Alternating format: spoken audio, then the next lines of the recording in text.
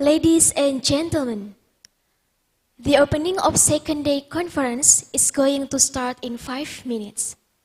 Please mute your speaker and have a seat. Before entering the event, let me read the participant rules during the conference. First, participants use their own names on Zoom identities.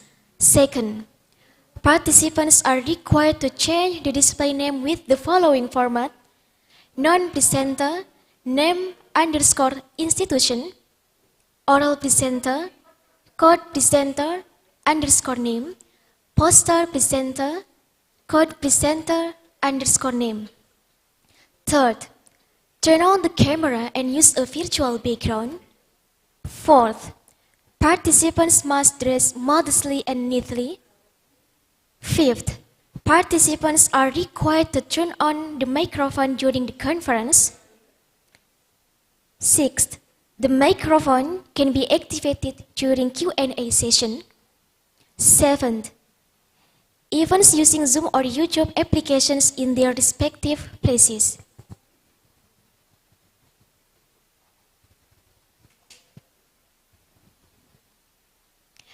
Good morning, ladies and gentlemen. Thank you very much for your coming on second day of First UNJAYA International Conference of Health Sciences 2022. Today, we will hold a discussion with the speakers. And the last event, we will announce the winner oral presenter and poster. Now, the next agenda is poster presentation. Please, the operator to display the poster.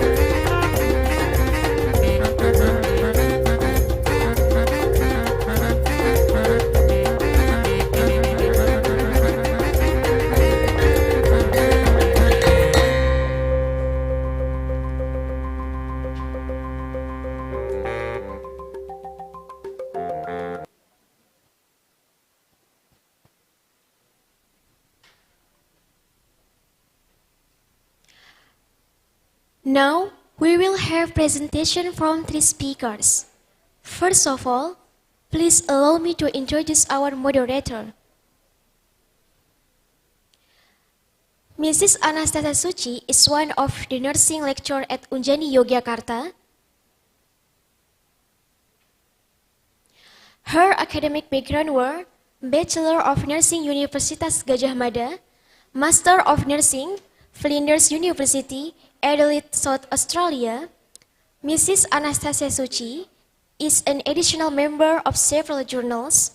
In addition, Mrs. Anastasia has received a lot of achievements and published several research journals. Ladies and gentlemen, please join me and welcome Mrs. Anastasia Suci, Master of Nursing. Time is yours.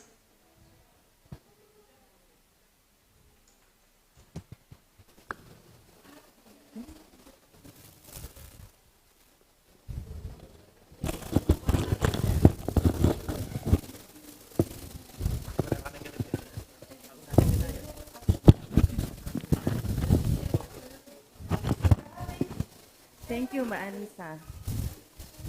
Okay. Good morning, ladies and gentlemen. How are you today? That's good. Yeah, that's good. I hope that you're all well. It's a bit gloomy outside, but I hope that you're still enthusiastic to follow international conference. I am Suci as a moderator today. It's an honor for me to be here. As mentioned before by our Master of Ceremony, today we have three wonderful speakers. They are Pak Miftafu Darussalam, Ibu Lynette Kusek, and also Ibu Bonisil Zibansi, PhD. Okay, I hope I pronounced it right. Each speaker will have about 35 minutes to present their topic, and after that we will have a panel discussion. So for the participants, you may ask your question directly to the speaker after the third speaker by raising your hand using the emoticon in Zoom. Or you can also type your question in the chat room, but don't forget to write the speakers that you want to ask. Okay, and we will go to the first speaker, Mr. Miftafu Darussalam, SKPNS, SPKMB. He will talk about optimizing the role of the family caregiver in stroke rehabilitation. Okay, but first I would like to read his curriculum vitae.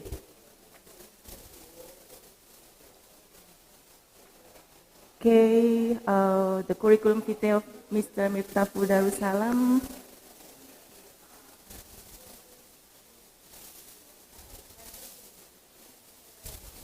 Okay.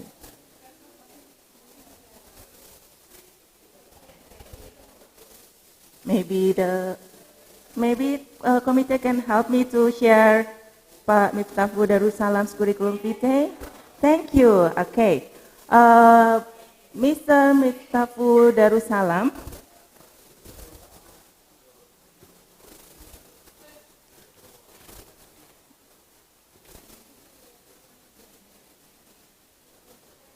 Okay, he is a lecturer of Universitas JENDERAL Ahmad Yani Yogyakarta, and he earned his Bachelor in Nursing from Stikes Surya Global Yogyakarta in 2007, and he graduated from master degree at 2012, and at this moment he is a student, postgraduate student in University of Diponegoro. He also joined in several organizations such as Indonesia National Nurses Association and also HIP-Gabi Yogyakarta. And he also published several research, as you can see in the screen. Yeah. Okay, that's the introduction for Mr. Miftafu Darussalam. Pak Darus, are you ready to join with us? Okay, ladies and gentlemen, please welcome Mr. Miftafu Darussalam.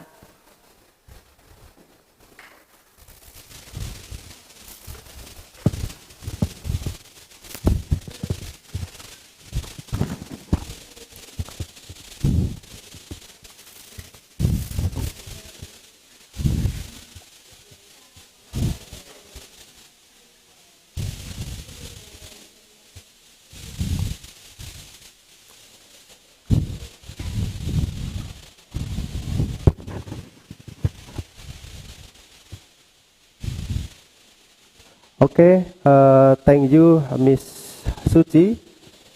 In this occasion, I would like to present optimizing the role of the family caregiver in stroke rehabilitation. Excuse me.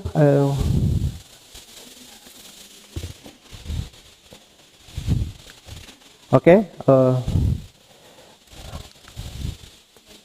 First, a stroke occurs due to a compromise of the blood supply to a particular region of the brain, leading to permanent neurological deficit.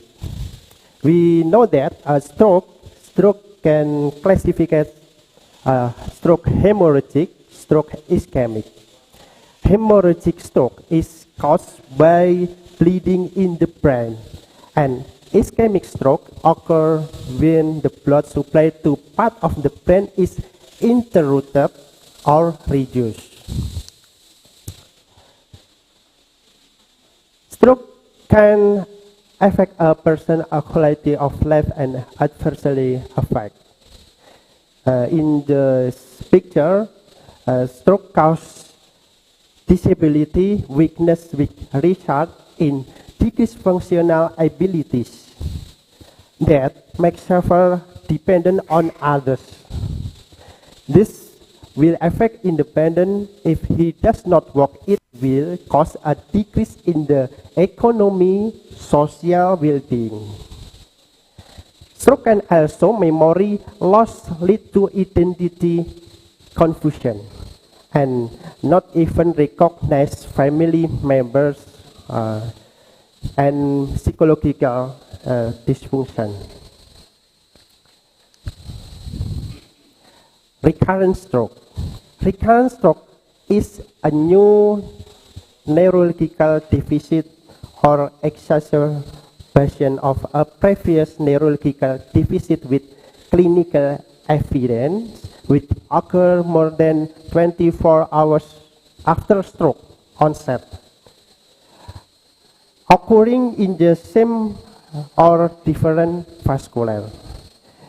Okay, the risk of recurrent stroke has a higher mortality rate than the first stroke. The mortality rate in the first year is 42% and the fifth year is 62%. Every year, 610,000 people experience a stroke for the first time and 185,000 are recurrent attacks. Sensory and motor disability are the main complications of a stroke that cause varying degrees of dependence on the patient. Stroke rehabilitation. Stroke rehabilitation is treatment of stroke survivors to help restore their best functional ability to avoid future reduction in function with an inpatient or outpatient approach. About 70% of all stroke patients discharged to outpatient and home care experience problems in carrying out follow-up care. Therefore, all parties' roles are needed, such as nurses, doctors, nutritionists, physiotherapists, and others. Such as family or community-based stroke rehabilitation aims to reduce the utilization of health services, increase knowledge about stroke risk, increase self-efficacy, and improve quality of life. And the next slide, the barrier in stroke rehabilitation.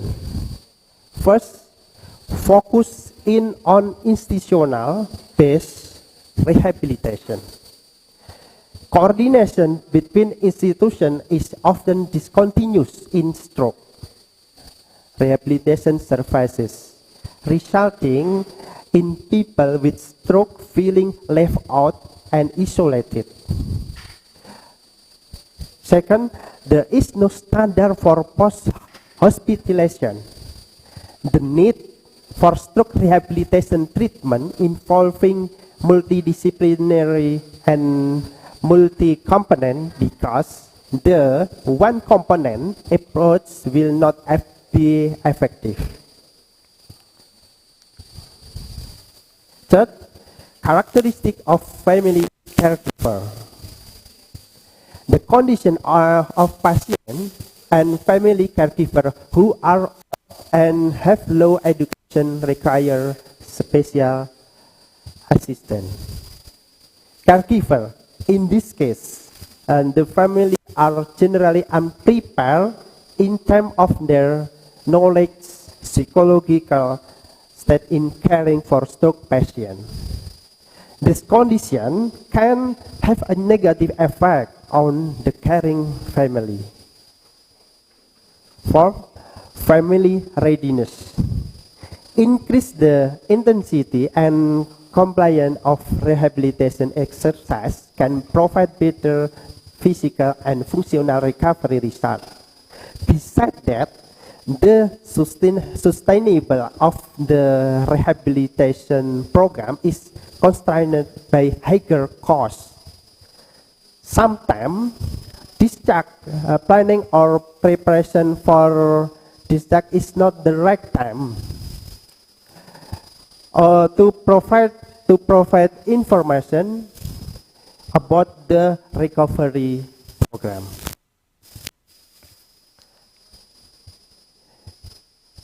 In many countries, the majority of people prefer to die at home. To enable the possibility of dying at home, family caregiver play a crucial role. Family caregiver, individual who provide any physical, emotional, and instrumental support or assistance to individuals with a life-limiting illness that they view as family members. Caregiver burden is associated with negative outcome for both caregiver and patient, including the reduction of their general health and quality of life.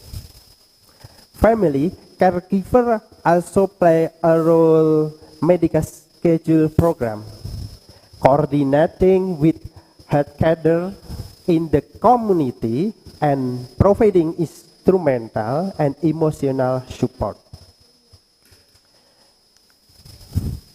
Okay, now the slide is a role of family caregiver.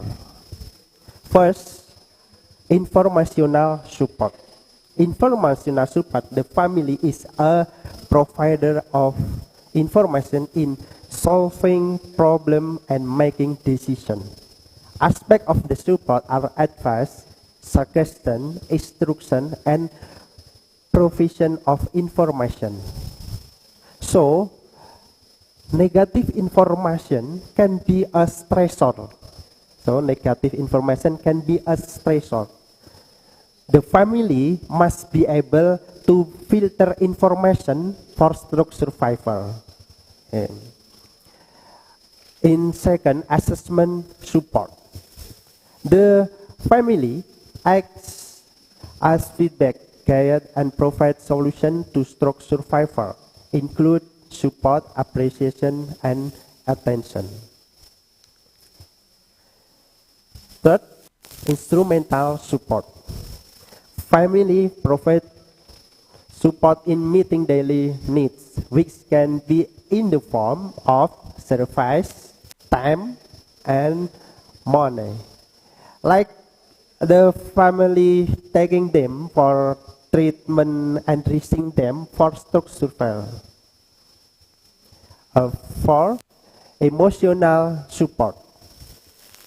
Emotional support, family can provide a sense of comfort and peace for the stroke rehabilitation process by providing attention, listening, and giving trust. Okay, we know that family caregiver have a negative consequence. We can know physically challenging. When a stroke patient has a history of total dependence, yes, a total dependent, the physical energy required is also more incredible. For time-consuming, family caregiver lose time for themselves because they have to provide care and even be on standby 24 hours a day. Okay, on standby 24 on day.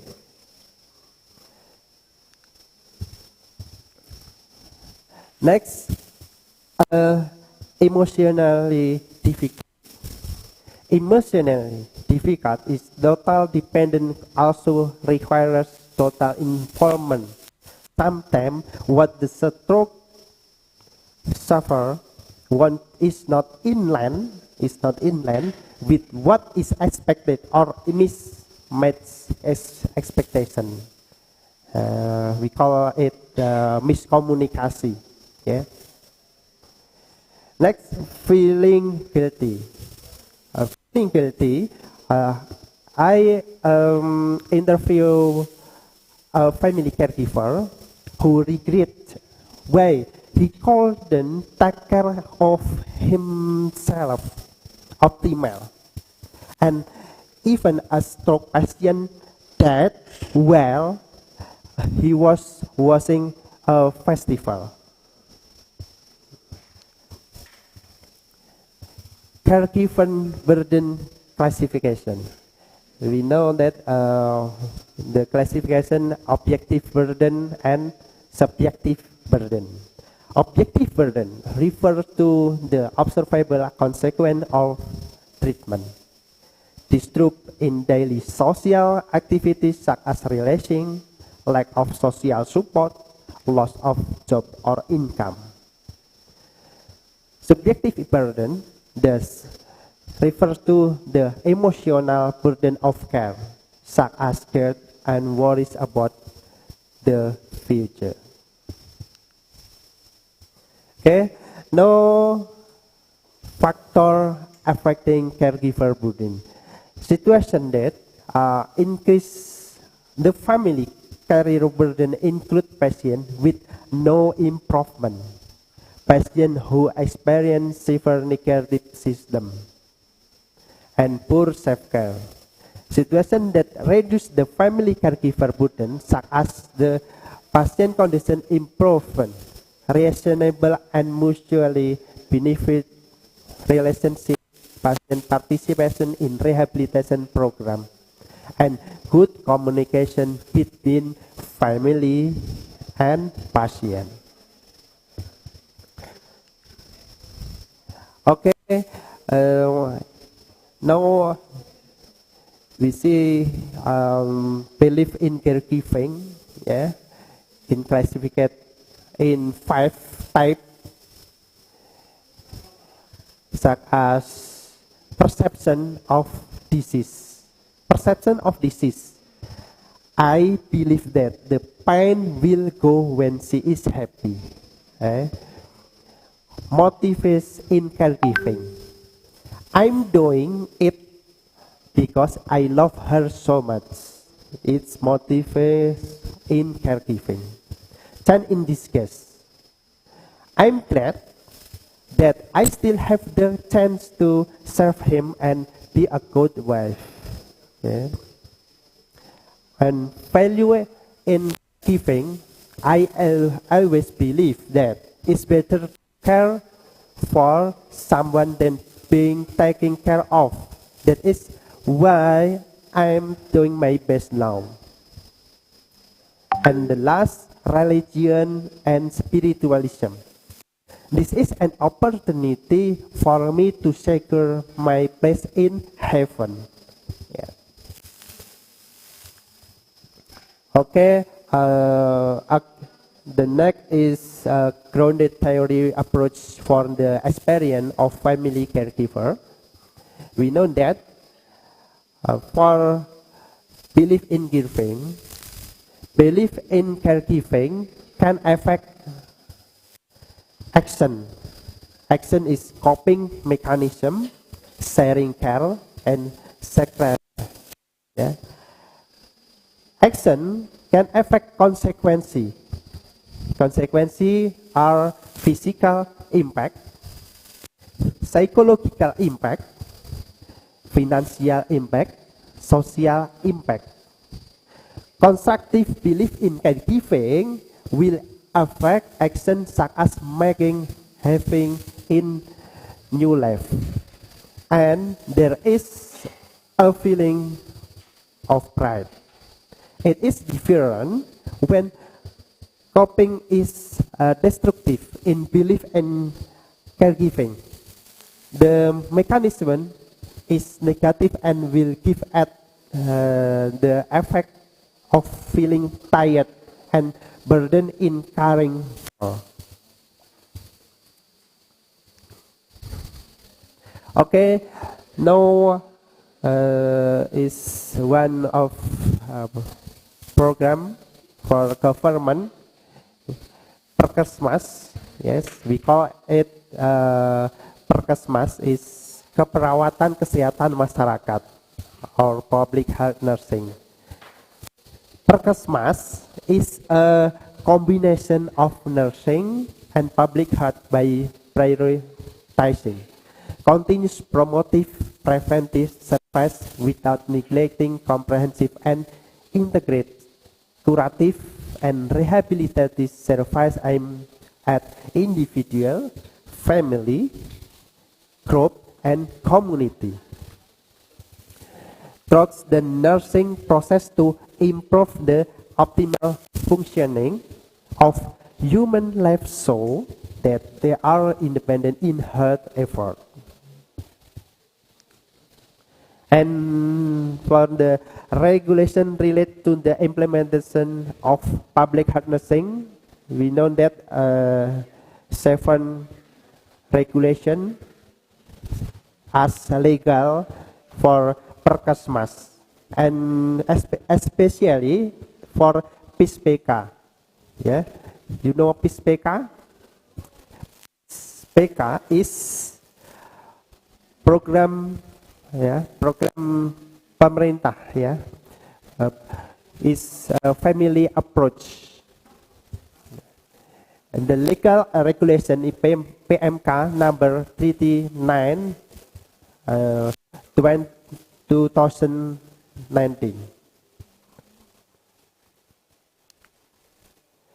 Surface approach method of Perkesmas.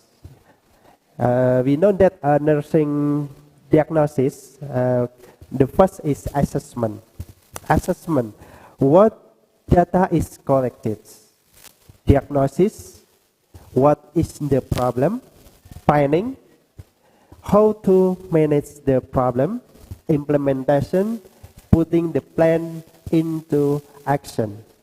And the last evaluation, did the plan work? Okay, in this picture, I want to tell the process of transferring the role of the nurse to the family caregiver. And this image, there are 2 types or circle.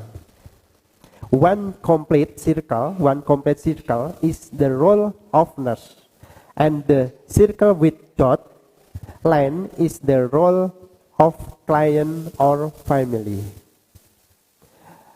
There are 3 stages. In the first stage, the role of the nurse is bigger than of the family role. And the middle, in the second stage, the role of the nurse and the role of the family have the same portion. In the third stage, role of the family is greater than of the nurse. This means that family caregivers are able to carry out independently in caring for stroke sufferer at home. For pandemic, the COVID-19 pandemic, there was a decrease in health visit in the community. More than 75% of posyandu activities were not running, and 59% of home visits were not carried out. Public health service target is the entire community, both health and sick, in the working area of the puskesmas, individu, families, group, and communities. Public health nursing services. First is a combination of nursing and public health. We call it perkesmas. Yeah? There is continuity of care. Third, focus service on promotive and preventive effort on an ongoing basis without neglect, comprehensive and integrate curative and rehabilitative effort.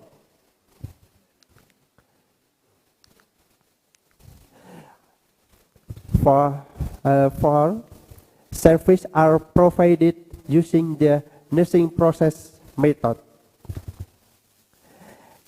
5. There is a process transferring role from nurses to client, individual, families, group, and communities to achieve clean independent in their health program. And the last, establish partnership between nurses with cross program or other worker and related sector to increase client independence.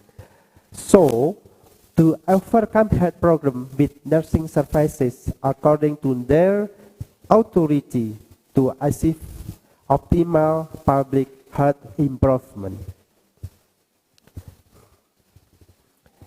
For family independent behavior, families receive nurse. Second, family receive health service according to the family nursing plan. Third, families know and can disclose their health problems correctly. Four, families use health service facilities as recommended. 5. The family perform simple nursing action as recommended. 6. Families take preventive action actively. And 7. Families take active promotive action. Okay, it's one of the health development priority program by visiting family to increase target coverage and access to health service, integrate of community health center with family approach. We call it PISPK. Program Indonesia Sehat dengan pendekatan keluarga. This is one of the health development priority program for health ministry. One, preparation, coordination, socialization, technical meeting for family coach team, preparation of facilities and infrastructure. Second, family visit, monitoring family health status, identity family with problem or health risks. C. Individual and family education and care. Third, early intervention. Assessment determining the level of family independence. Early intervention for problems that require immediate treatment. D. Family contract. A. Recording of nursing care research. F. collaboration with other health worker or program holder. 4. Collects the result of family visit, we call it PROGESCA, and includes them in the report. Furthermore, the family burden team conveys the data obtained to the person in charge of the related program and the coordination nurse of the community health center. 5. Further intervention. Individual and families according to the 12 indicator of a healthy family index. Big group according to initial intervention evaluation. 6. Evaluation. Monitoring and evaluation of follow-up intervention result. Okay, in the picture, program integration is in advanced intervention for stroke rehabilitation. We know that stroke program, for example, prevention management of decubitus and other nutrition examination of nutritional status in stroke patient. And other profession, environmental health, check the condition of the place of residence. And Perkesmas, collaboration with the person in charge of the program, doctor, environmental health and nutrition in handling this case. For a stroke rehabilitation session. Stroke rehabilitation session, we know that first share perception of intervention goal and the importance of family caregiver collaboration with detailed action plan and module. Second, basic concept of stroke, cause, sign and symptom, type of treatment, and the importance of care for stroke sufferer. Third, nutrition management, how to feed strokes, the NGT if needed, counseling with nutrition. 4.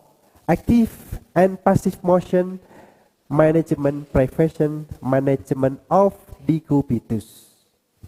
5. Management of activities of daily living, bathing, toileting, dressing, transfer management. 6. Drug management and side effect. 7. Talk therapy and counseling with a psychologist. 8. Follow-up therapy, assessing the need for further referral. Okay, I think enough. My whole slide is present.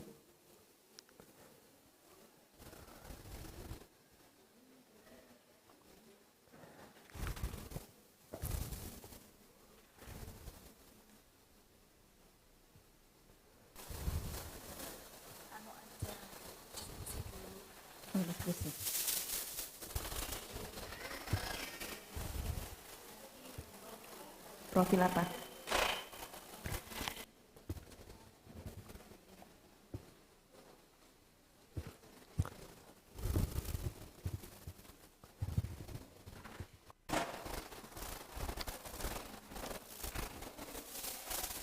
Okay, thank you, Pak Miftahul Darussalam. That was really a wonderful topic. You shared the presentation about how to empower the family caregiver by integrating with the community health center, That was really wonderful. Okay. There are a bit slightly different agenda for today. At the first, I said that we are going to have a panel discussion, but if you have any question for the participant, you may raise your hand from the Zoom. We will have a discussion session at this moment. You may raise your hand, or you can also type your question in the chat room. Okay, is there any question from the participants? Okay, we are waiting for the question. Oh, there is a question from the participants in the chat room. Okay, from Citra Amelia. What's the question from Citra Amelia? Maybe Citra Amelia still typing. So there is a question from Liz Fatma. To Mr. Miftahu Darussalam, I want to ask, what are the differences between Asian and Western family caregiver in caring for stroke survivor? Okay. Mr. Miftahu Darussalam, maybe you would like to join with me in here, so you can answer directly.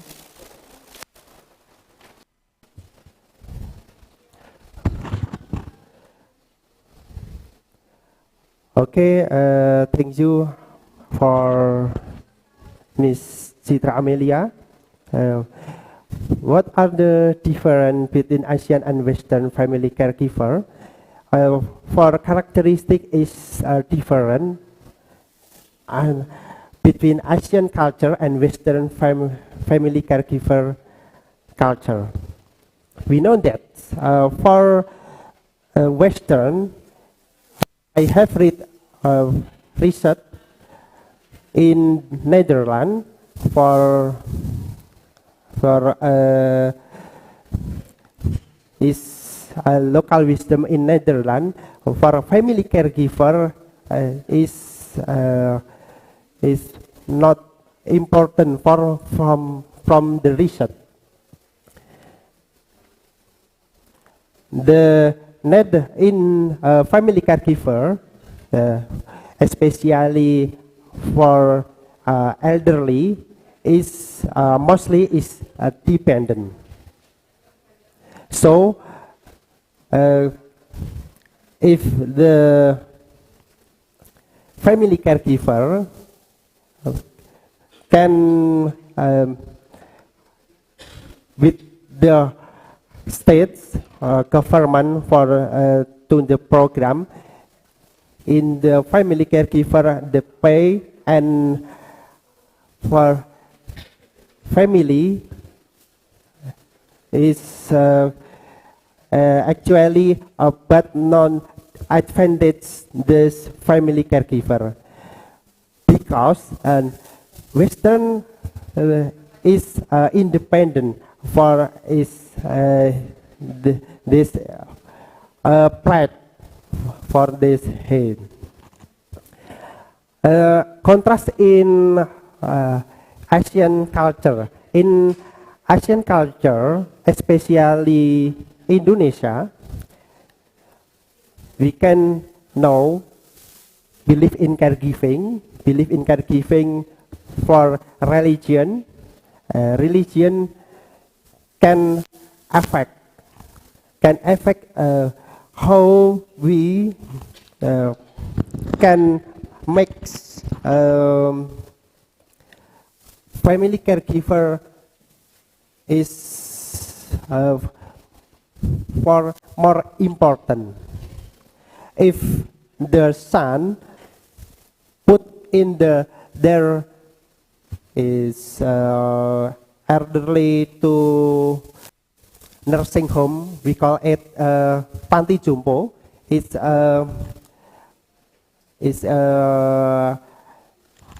for the son is durhaka, ya, is abandonment, yeah. So family care in ASEAN, especially in Indonesia, is religion, motivation, and about motivasi for family caregiver must treat their parent. I think enough is the difference between Asian and Western family caregiver. Okay, second question. Okay, Liz Fatma Kuzaimi asks, what are the different with Citra, yeah, Citra, the government effort to increase the role of family caregiver after the COVID-19 pandemic. Are existing programs still effective? Okay, we know that last slide we explained for two programs. Two program is Perkesmas and PISPK. Perkesmas perawatan kesehatan masyarakat and PISPK is program Indonesia Sehat family approach, pendekatan keluarga. We know that in COVID-19 is not running because we know that pandemic for the pandemic for the expanded pandemic Posyandu visit the house is not running.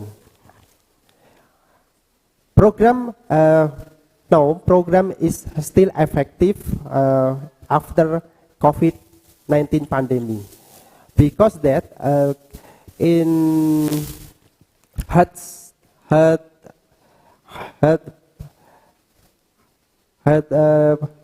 dinas kesehatan, yes, dinas kesehatan in level provinsi, in local project in three months a day, three months,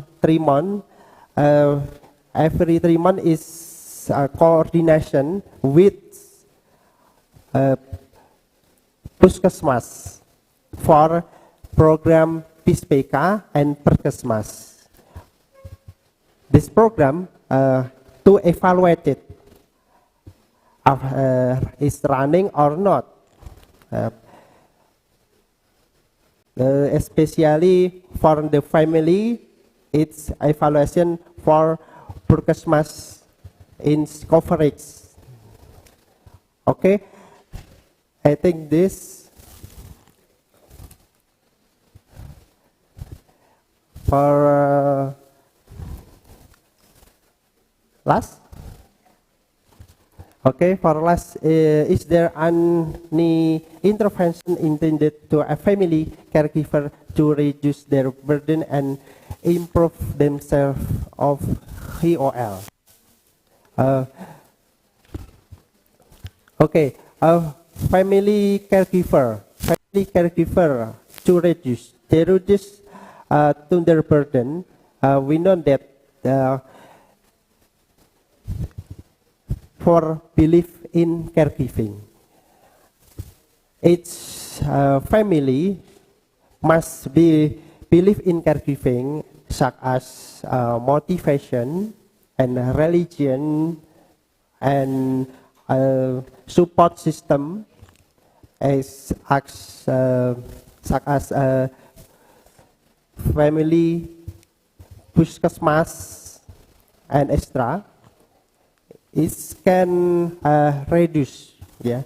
Family can improve the religion is must can treatment the parent. So if quality of life for this time, it can increase for themselves. I think is that.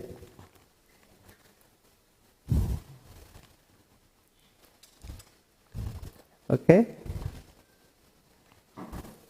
Ms. Suti.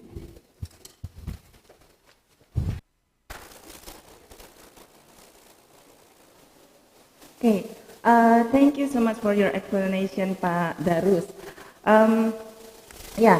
As mentioned by Pak Darus, that culture really play important factor to family caregiver, how to taking care of family member. Thank you, Pak Darus. And now we are going to have some poster presentation because some of the participants maybe haven't joined the Zoom because it's too early in the morning. So yeah, we are going to present the poster presentation. Please have a look.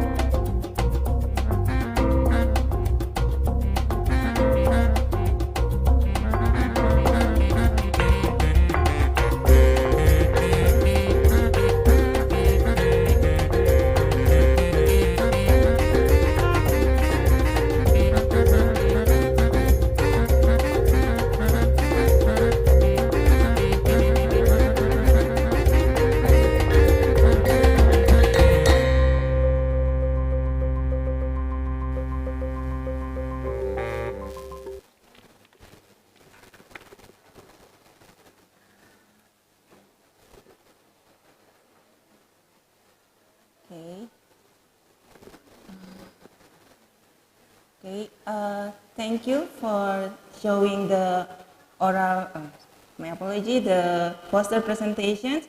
And for the second speaker, we have Associate Professor Lynette Cusack from the University of Adelaide, Australia. Hello, Lynette. Hello, how are you? Good, thank you. How are you? Good, thank you. That's good. Okay, how is it? How's the weather in there? If I'm not mistaken, is it summer season? We're just coming towards the end of our spring, moving into summer, yes. Okay. The opposite in here because it's rainy season at this moment. Okay, Lynette, I would like to read your curriculum vitae first. Thank you. Okay, Associate Professor Lynette Cusack. Okay, she has professional experience. Okay, I will read her professional experience. Currently, she works in the University of Adelaide Faculty of Health and Medical Sciences, Adelaide Nursing School, and she also have a professional experience working at several hospitals in Australia. And also for the publications, she published journal articles in 2021. You can see from the there are so many articles. Maybe if you want to read the article, you can search in the Google. Okay, today Lynette will present the topic about the research, the importance of research for healthcare providers to improve the quality of healthcare services. Okay, Lynette, are you ready to present your topic today? Yes, I am. Do you have my PowerPoint ready? Yes, we have the PowerPoint. Okay, the committee will help you to share the PowerPoint. Thank you. Okay, ladies and gentlemen, please welcome Lynette Cusack.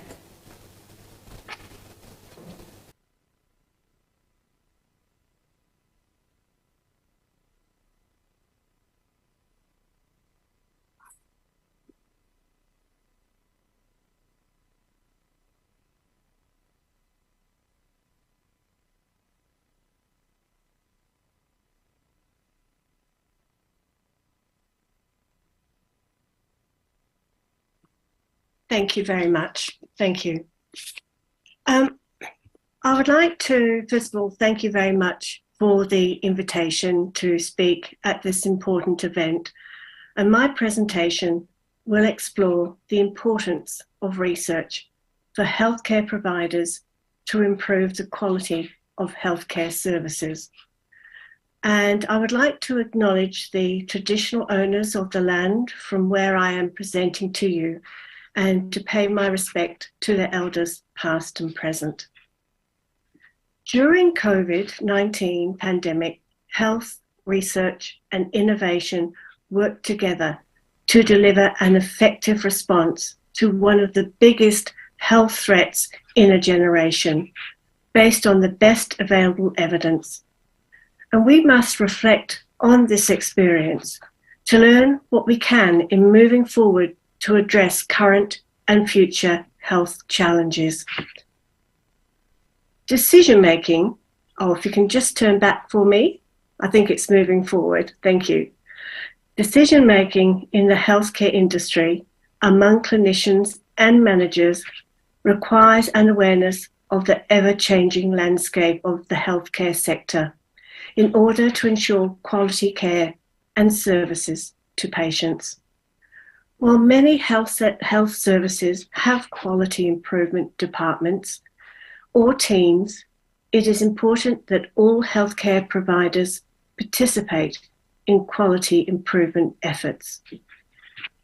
Battledon and David Doff in 2007 have defined quality improvement as a mixture of efforts by everyone involved, from clinicians to patients and systems of care, to improve clinician knowledge and skills and to enhance patient health.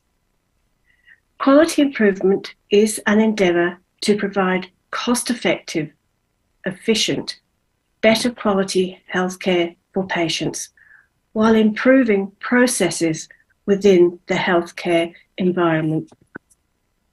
In order to ensure successful outcomes for quality improvement initiatives, managers and clinicians should work together in identifying problems and developing solutions using research. Thank you. Next slide.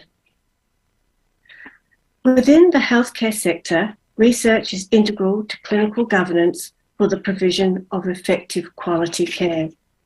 Research links education, theory, and practice and is the basis for expanding the body of scientific knowledge that forms the foundation of clinical practice for all healthcare providers. Healthcare professional associations and academics contribute to shaping the quality of healthcare by undertaking their own research to inform treatment recommendations based on the best available research evidence. This leads to the development of standards or guidelines for clinicians and health organisations to use when treating patients. Guidelines or standards can also be used as a means for benchmarking with like health services, as well as means for measuring quality improvement efforts within their own health service. Clinical expertise and experience are no longer sufficient for ensuring the best care. Clinical practice, policy development, and education must be informed by evidence.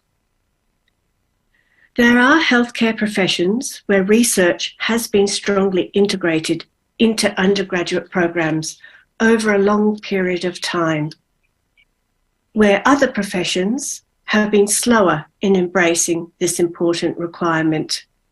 If I could have the next slide, please.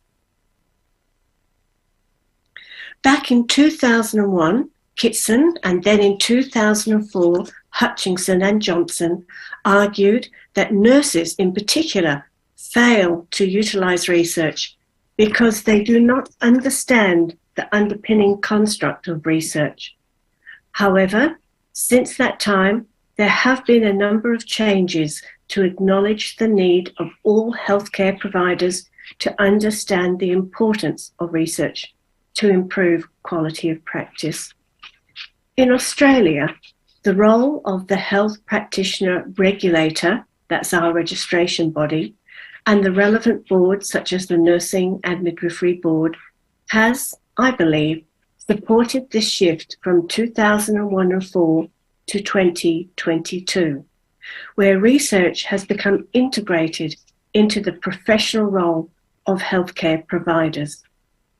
The importance of research informing evidence-based practice and policy decisions has now been highlighted.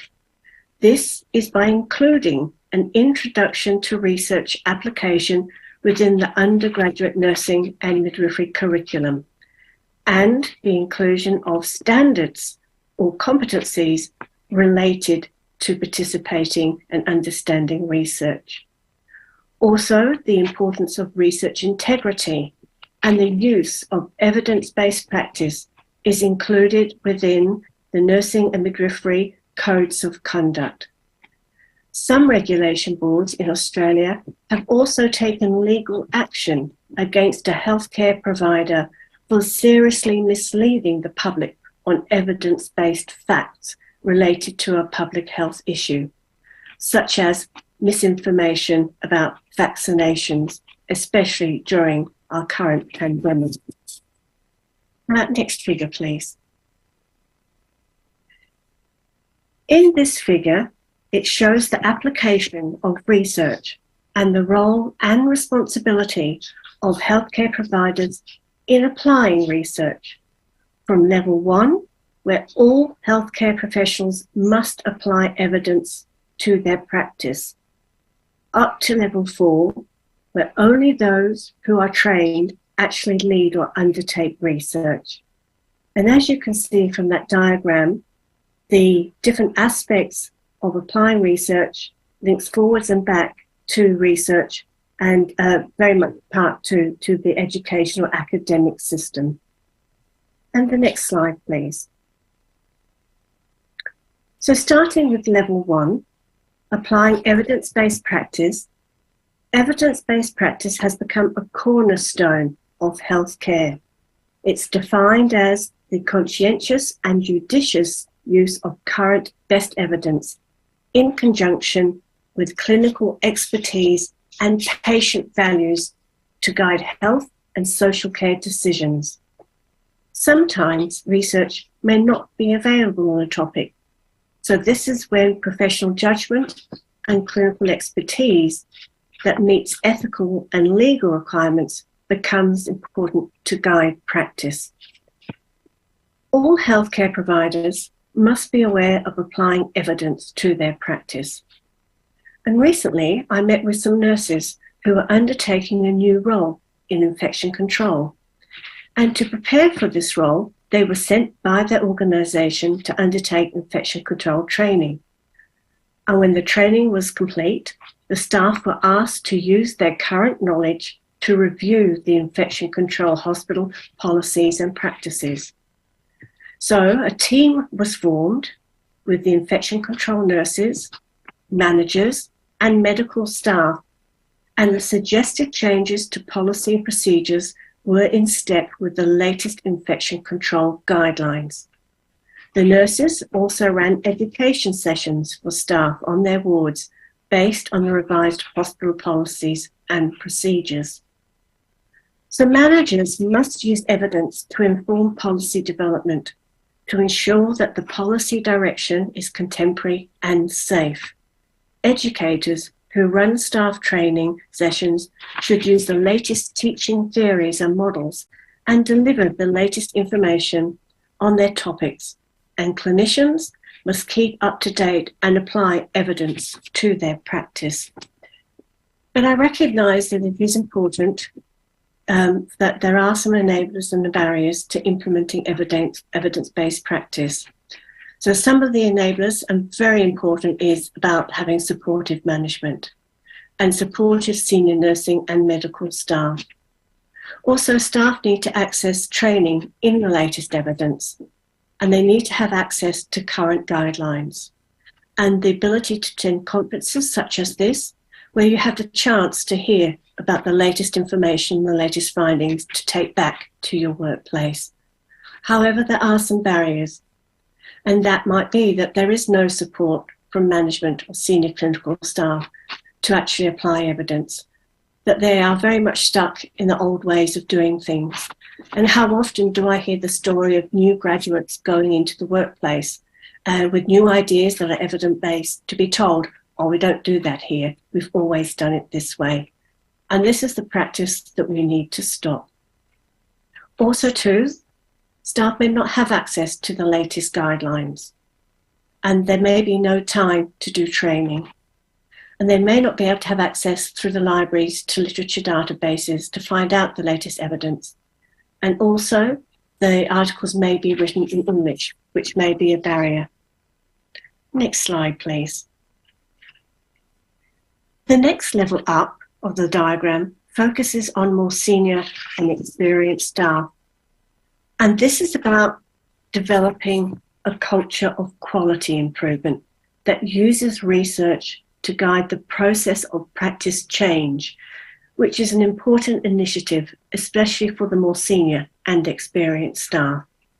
Staff must feel supported to recognise and report when something is not working, as well as take responsibility to read and be up to date with the latest clinical guidelines in their area of practice, and then reflect if their policy and practices are current, and if not, to implement a quality improvement initiative. One measure of quality of care is adherence to the latest evidence-based clinical guidelines. All levels of employees, as well as patients and consumers, should be involved in quality improvement efforts, and not just the health service managers. And there are a number of different methods of undertaking quality improvement, from simple plan, do, check, act, to using fishbone diagrams. It does not matter which method is applied. as long as the latest research in peer-reviewed journals or from clinical guidelines are used to guide practice change or development of a new initiative.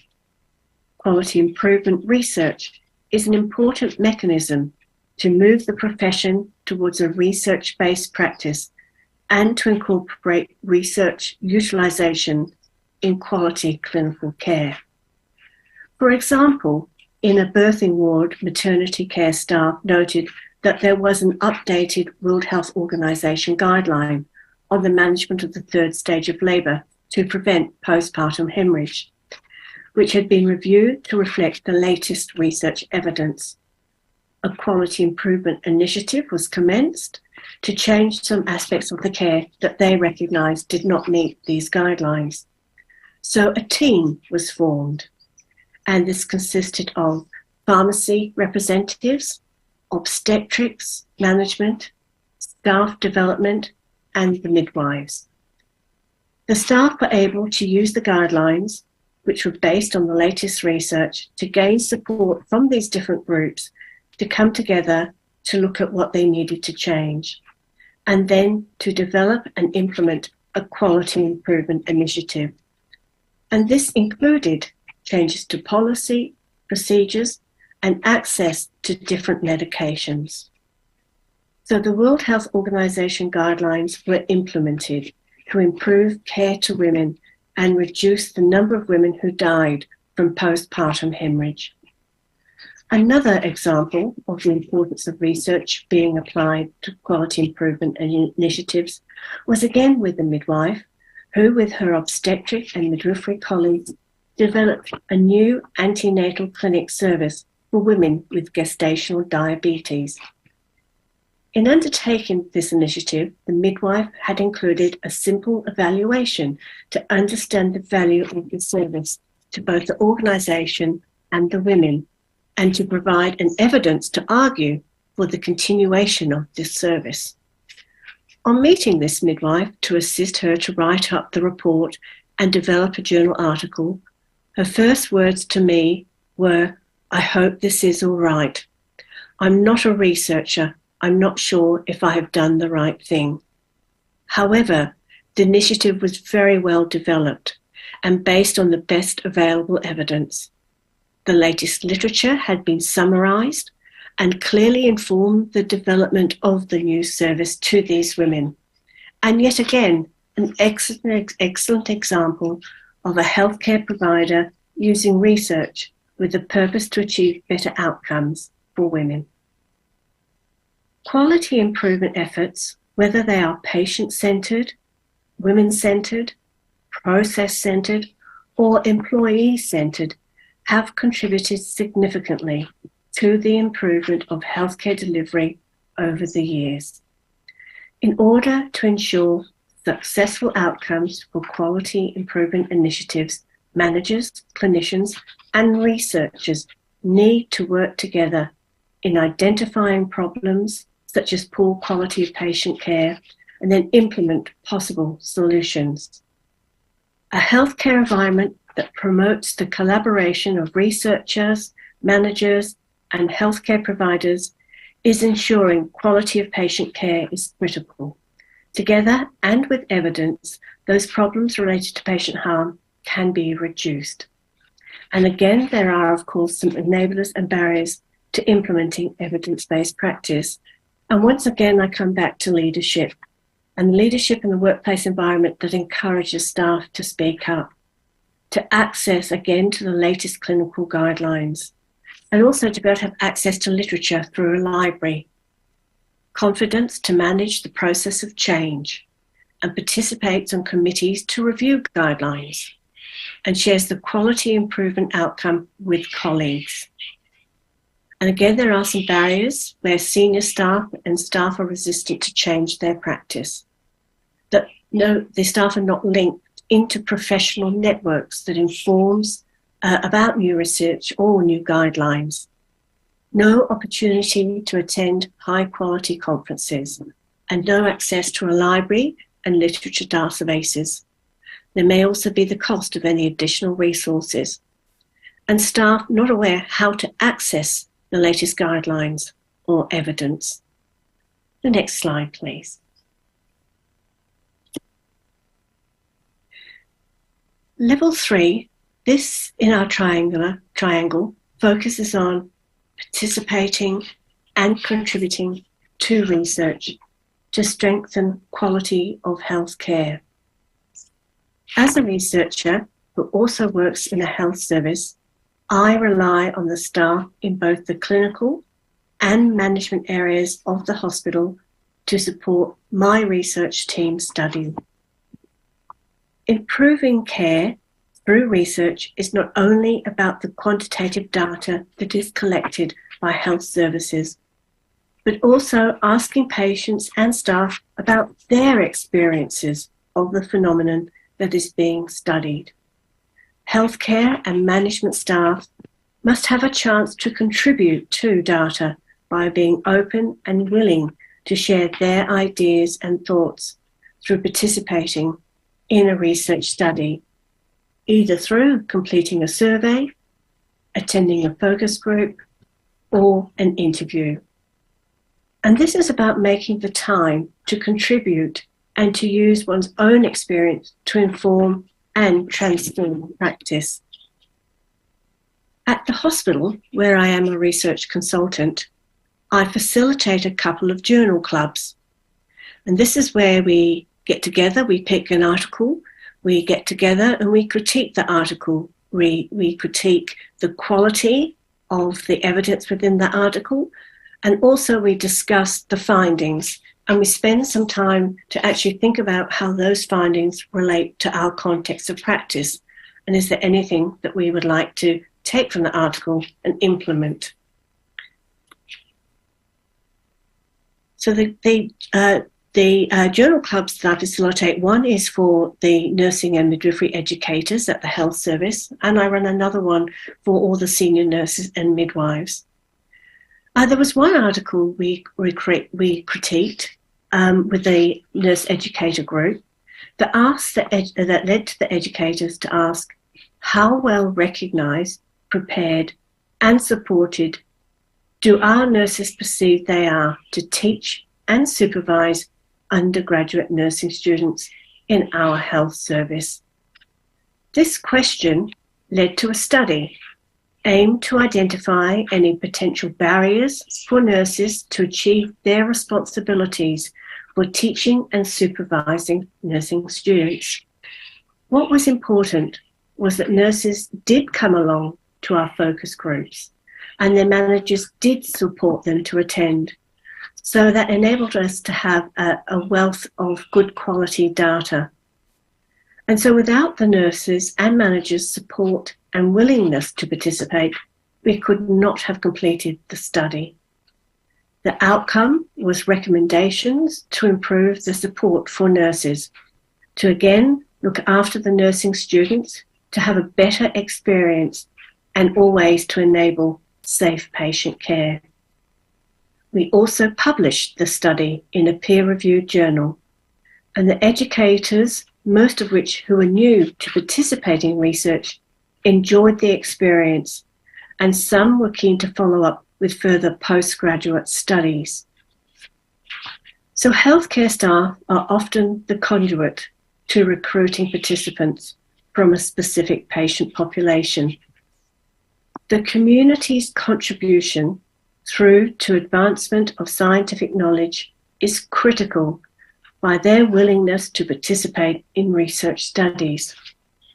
They often look to their clinician to interpret the information provided to them about the study and to guide their decision whether or not to participate. And to build a research active workforce, we need clinicians to be aware of any current studies in their area of work and to ask, how can I help?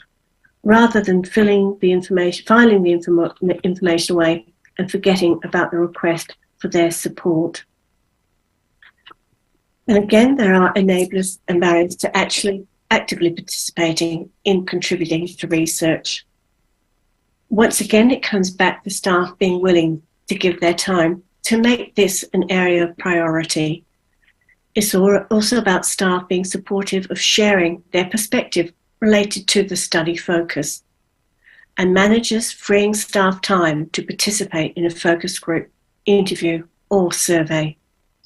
And the barriers are clinical staff not willing to give their time, staff gatekeeping access to patients by the researcher, and researchers not providing feedback to staff on the progress or outcome of the study. I recently read a paper, and it was written by nurse researchers in England who were at the forefront of collecting biological data from patients to feed into the development of vaccinations. And it was a really thought-provoking article, because these nurse researchers were saying that before COVID, for them to access any patients on a ward, it was difficult, that the nursing staff would say we're too busy or the patient's not available. But as soon as it was seen as being something that was critical, they found that the doors were open, the nursing staff went out of their way to find the patients that they needed. And they were then wondering whether or not, once COVID or their role was done here, that those doors would be reclosed for them again. So if you have researchers coming to your ward with a study, the support that's needed by clinicians on the floor is critical. But also too, I think as researchers, we're not good at keeping staff informed of how that research is going, where we're at and what we're doing and what we're finding. So it's thinking about how we can put in feedback loops into staff who are on the floor collecting the data for us or allowing us access to the patients we need to see. Whether this is through multimedia, through a small poster presentation on each ward about how the research is going, or a written section in the Director of Nursing's or the hospital's newsletter. Again, I think it's very important that researchers do give that feedback to staff to keep them informed and engaged as that study moves forward. If I could have the next slide, please. So level 4 at the top of the triangle is the smallest part of the figure of the diagram, which indicates that not everyone can undertake research. Good quality research requires a specific set of knowledge and skills at a master's or PhD level. Not every healthcare provider has the interest, skill, or time to do or undertake research to generate new knowledge that informs practice. Undertaking a higher degree in research, such as a master's or PhD, prepares healthcare providers to understand how to do research ethically and to ensure rigor and trustworthiness of the data, whether that is through learning how to conduct clinical trials, apply an ethnographic perspective, or observational studies. Quality research is critical for informing evidence-based safe practice. And again, there are enablers and barriers. The enablers are about people who are interested in this to look to actually undertaking further study, to do an honours, a master's, or a PhD. Finding a mentor from an experienced researcher to guide any process, and also looking where scholarships can be applied for. Again, the barriers are that there may not be postgraduate studies that are available, or that the staff may, in fact, or the workplace may not value staff undertaking postgraduate studies, so they're not supported or encouraged to do so. And of course, there are at times the cost of studies to individuals. Next slide, please. The future of research looks to be exciting. There is more interprofessional and international research collaboration that can only strengthen research outcomes that influence better patient care. I have a research at the moment where I'm working with some stomal therapy nurses, and on the research team we have a physiotherapist, an epidemiologist, we have stomal therapy nurses, and we have patients on this team, and it forms a really wonderful network in which our study can be undertaken. And in Australia, the regulator has set the foundation for the integration of research generation and consumption into professional practice frameworks, We now have to build on this within the health services by including into any policies, models of practice or care, the role and time required to consume, apply, contribute, or generate research. Policy, practice, and education must all be informed by good quality research. In Australia, the Academy of Health and Medical Sciences has prepared a report released just recently in October 2022, which is available on their website, and it's titled Research and Innovation as Core Functions in Transforming a Health System. It's a vision for the future of health in Australia.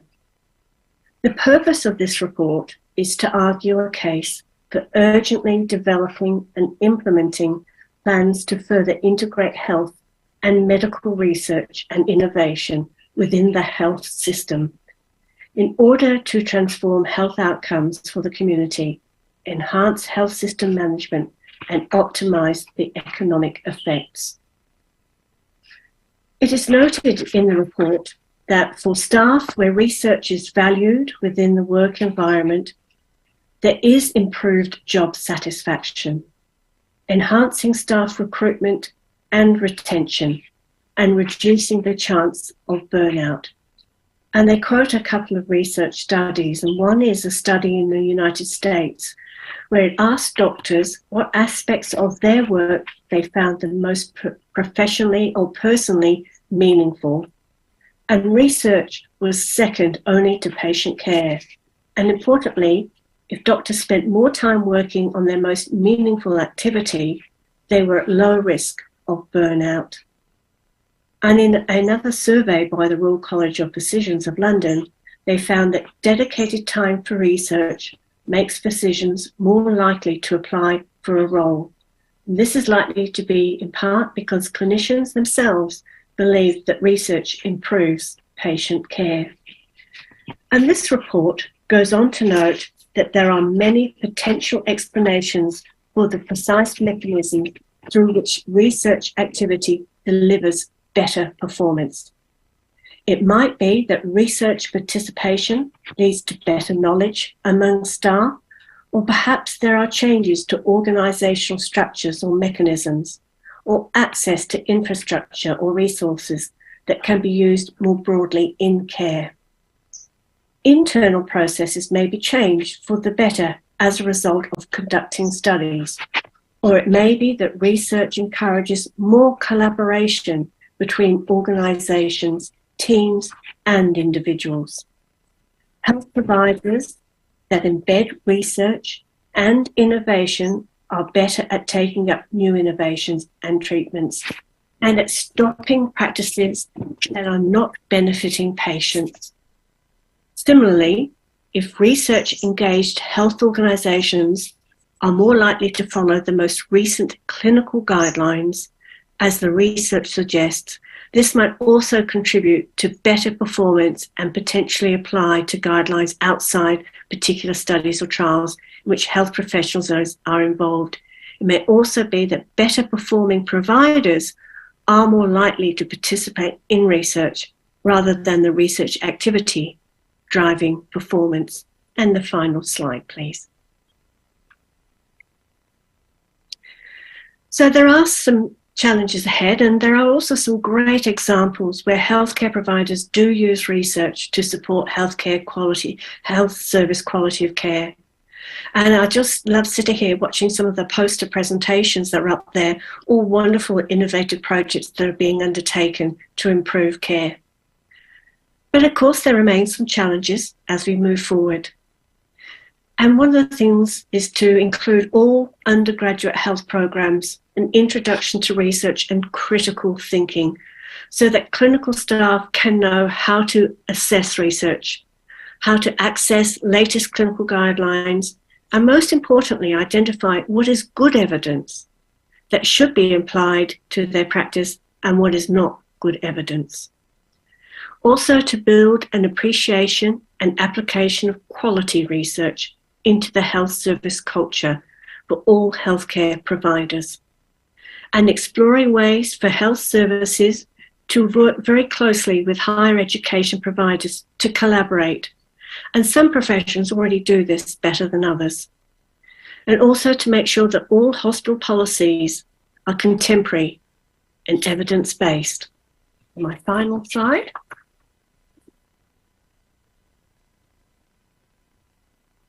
Thank you all very much for your time. And I noticed there are some questions.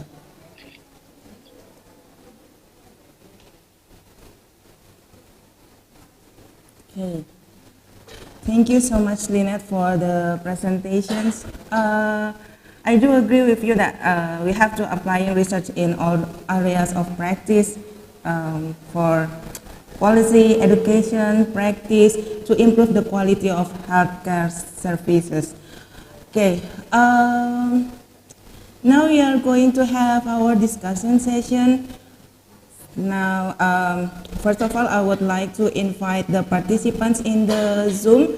Maybe there are some of participants who wants to ask directly. You may ask your hand. Is there any participants that want to ask directly?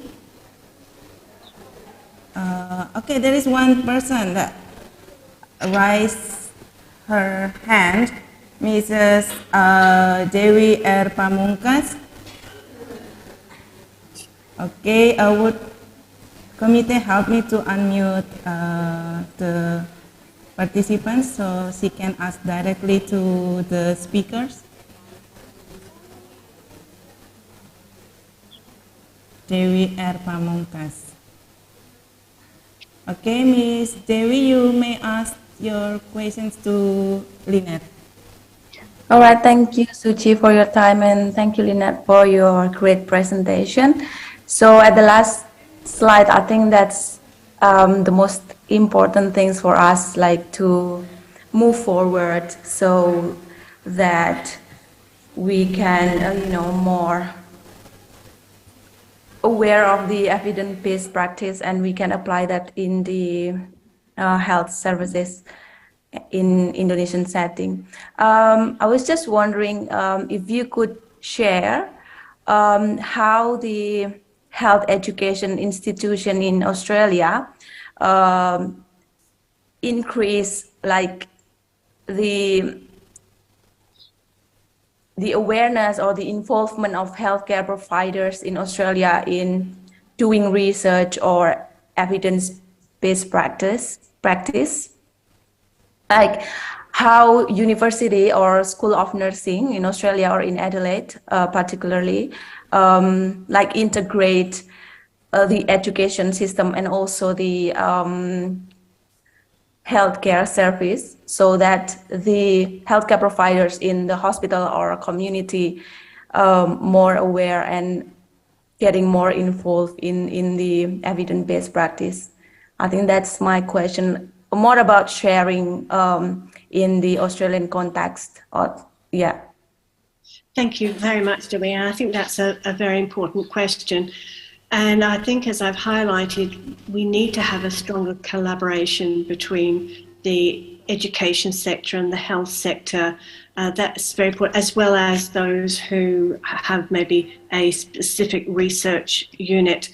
One of the things we do is in our postgraduate master's program, we encourage topics there such as systematic reviews, and also they can do a topic where they undertake a quality improvement project, but based through a research process. And those projects are actually ones that they bring from their workplace.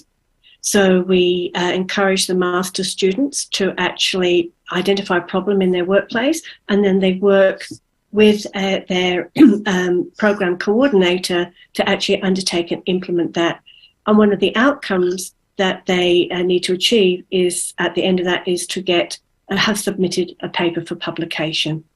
So we're hoping then that by those nurses, as part of their master's program, undertaking one systematic reviews, understanding that process, and also then how to undertake a very basic project.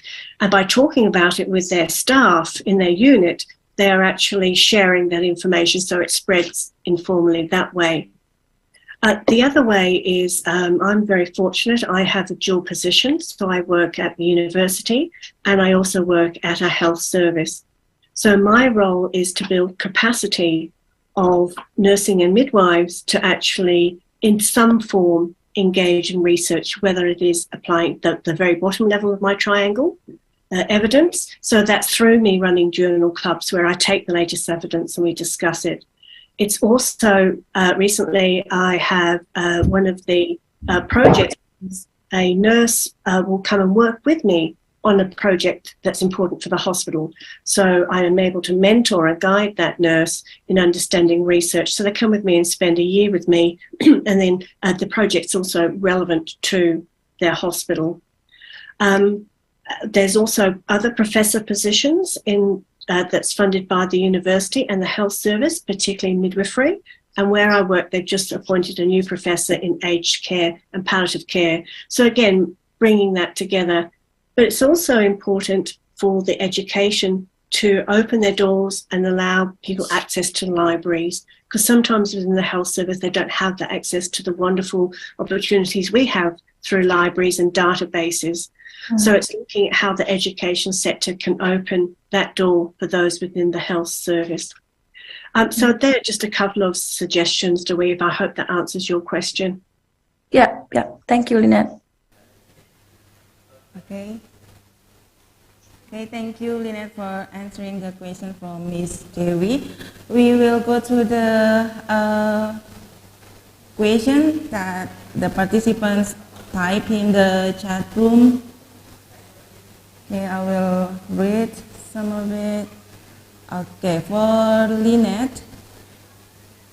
Okay, what should we do when we face a resistance from senior or staff when we will try to apply evidence-based practice? That's a very difficult question. As I've mentioned here, the senior management and leadership is critical to developing a work environment where research is valued. And I think it is really trying to put together, to present to those leaders what the issue or their concern is, and relating it very much back to, we're concerned about our patient care, that what we're doing is harming them. And I'm sure that you also in Indonesia have your own codes of conduct through your regulation, where it says, about doing no harm, and using the evidence to say, look, this is the problem, here's a suggestion for the answer. And as nurses, we have a responsibility through our nursing regulation to make sure we apply the best care to our patients. So will you allow me, will you support me in undertaking a small project to see if I can improve this care? I think it really is trying to highlight the issue, the concern from the patient's point of view and the risks, and also highlighting our responsibilities as nurses and midwives under our regulation, and then putting forward a small idea of how you can maybe put in a small quality improvement project. But it is very difficult when you don't get the support of the leadership in that unit. But keep at it, keep giving them the evidence. Talk to other people, network around, develop an awareness so everyone starts saying to that manager, we need to change this, not just that one person's voice. And good luck with that. Okay. Thank you, Lynette. Is that answer your question, Mrs. YOGYAKARTA Rukmi? Okay, maybe you can type something, okay, or just give your thumb. Okay. I'm pretty sure we still have time for one more question, Lynette. Based on your experience, how the government and the healthcare implement the EBN in practice? Yes, I think the government have a very important role in quite often developing the clinical guidelines or the frameworks based on evidence, and then to work with the health services for them to be implemented. And so quite often it's the governments that have the resources to be able to access the evidence, bringing together both clinicians and policymakers to work through the issue and to develop how it could be changed in the workplace. So I think government is about taking that leadership role in developing clinical guidelines, making everyone aware that there are these clinical guidelines that are evidence-based, and setting an expectation that they will be implemented. But of course, that might mean that the government also then has to provide some resources to help healthcare services implement those guidelines if that's required.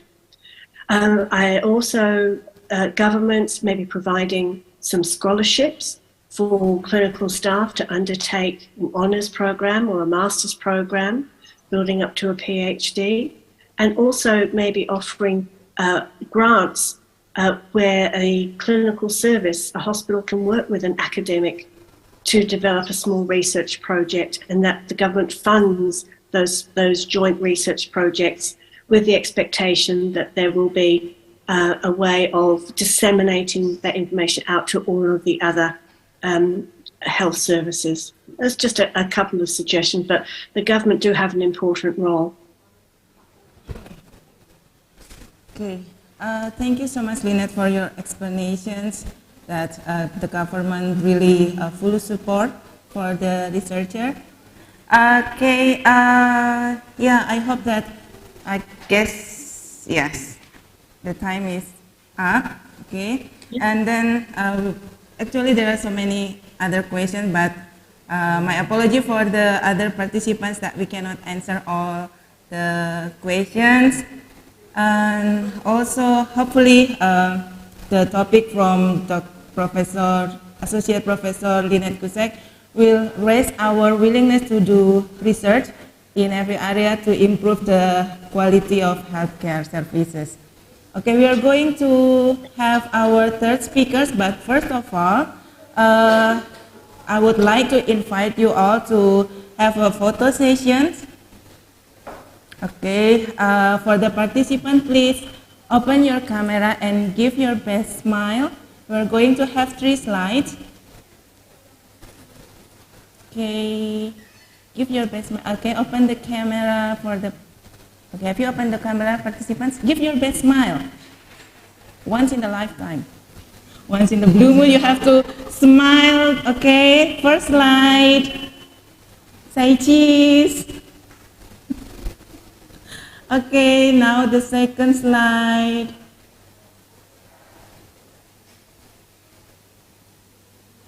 Best smile ever. Okay, good, perfect. Okay, now the last slide.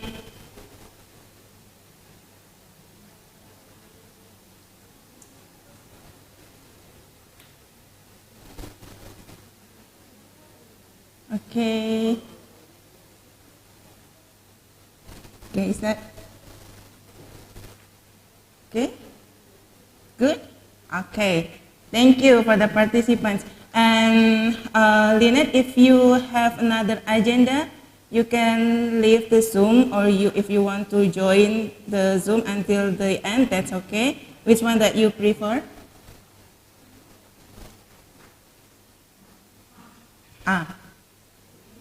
You're not here, Lynette? Okay, I think Lynette already left the Zoom. Okay, now last but not least, we have our third speaker. Okay, wait. Okay, we have our third speaker, Bonisil Sibansi, PhD from University of Swaziland, Kwaluseni, Africa. Okay, good morning, Bonnie. Good morning. Okay, how are you? I am well, thank you. How is everyone? I'm all also good in here. Actually, Bonnie, I'm curious to know, am I pronounce your name right? Bonisil Sibansi, is that correct? That's a best try. It is. Okay. It is correct. Thank you. Okay. Okay. What should I call you? Is that Bonnie? It's fine. Oh. Okay. Yeah, it's fine. Okay. Perfect. Okay. I'm curious to know, what time is it in Africa? It's 6:45. It's 6:45 in the morning. Yes. Wow, it's early in the morning. Thank you so much for wake up in the early morning, and you have to prepare everything to join with us in the international conference. Thank you so much, Bonnie. You are welcome. Thank you for having me. Thank you. Okay, I would like to introduce you to the participants. Okay, Ponisil Sibansi PhD lived in Eswatini. Okay, for the education, she graduated from bachelor degree at 2006 and pursued master degree at 2013 and then graduated from PhD in nursing at 2020. She also has specialty and areas of competency in advanced clinical skills in family nursing practice and also medical surgical nursing sciences, also many areas of competency that Bonnie have. Okay, then also in research planning and design, and she also did internship experience in some hospital in Africa. Okay, today Bonnie will present the topic entitled Developing and Implementing the Family Nurse Practitioner Role in Developing Country, Implications for Education, Practice and Policy. Okay, ladies and gentlemen, please welcome Bonisil Sibansi. Thank you so much, Program Director. So as I have already been introduced, my name is Bonisile Sibanze. I work at the University of Eswatini in the southern part of Africa. So today I'll be presenting to you developing and implementing the family nurse practitioner role in Eswatini, and I would discuss the implications for education, practice and policy. So thank you for having me in this wonderful first conference for your school.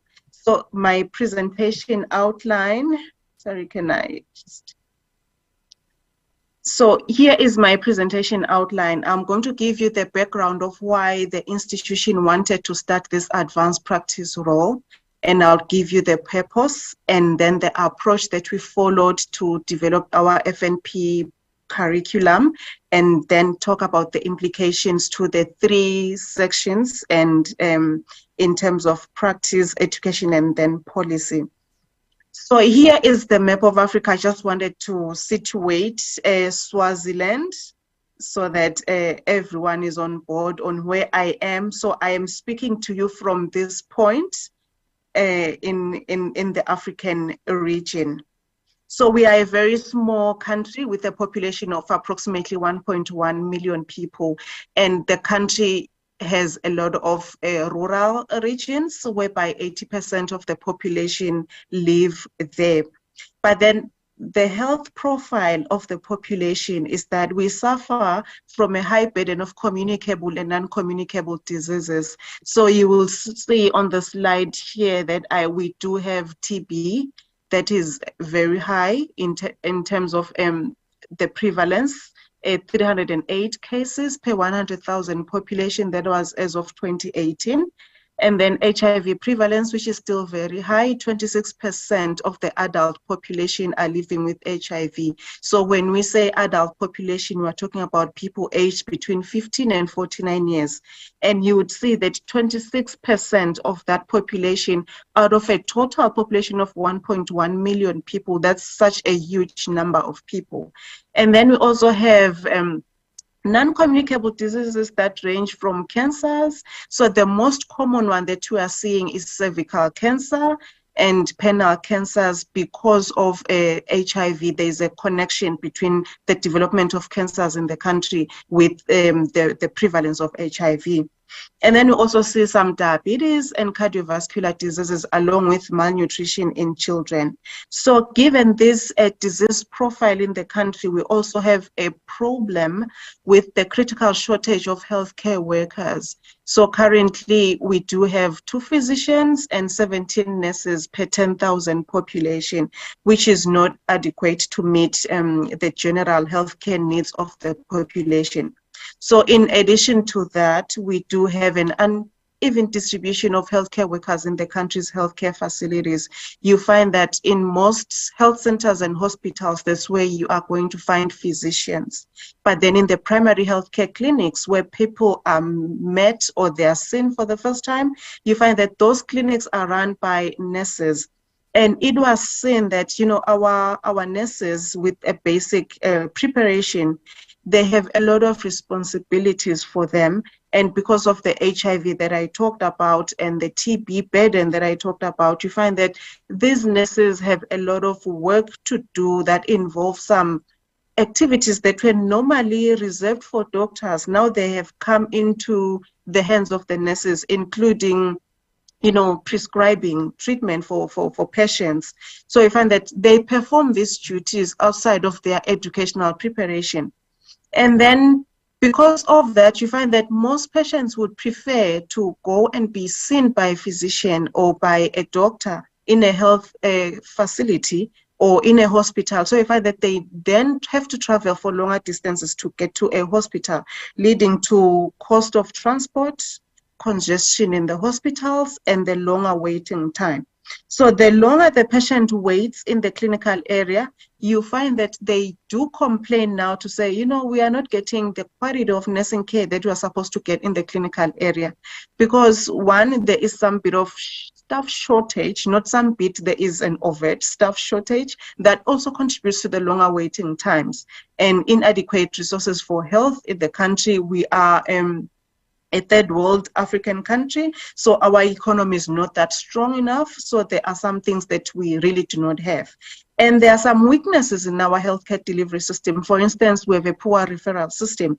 And you find that if you refer a client from a primary health care to a tertiary level of care, you find that the patients, you know, they just get lost in the system. So we really do have a poor referral system. So based on this background now, the University of Swaziland thought that, you know what, the world is moving towards achieving universal healthcare coverage. So how can we best achieve this in the context of Eswatini? So basically that required new ways of thinking and delivering care to that is focused on communities and the family, to be precise. So the university now went in and used the PEPA framework. I'm going to show you a picture of the PEPA framework in just a moment. So this framework is, you know, basically has to do with participatory evidence-based. I'm glad that Lynette talked about evidence-based. So it's evidence-based, patient-focused, guide for developing new programs that are supposed to assist in, you know, getting into advanced practice nursing. So it's basically a framework. So this framework was followed to assess the needs and the assets that the country already has.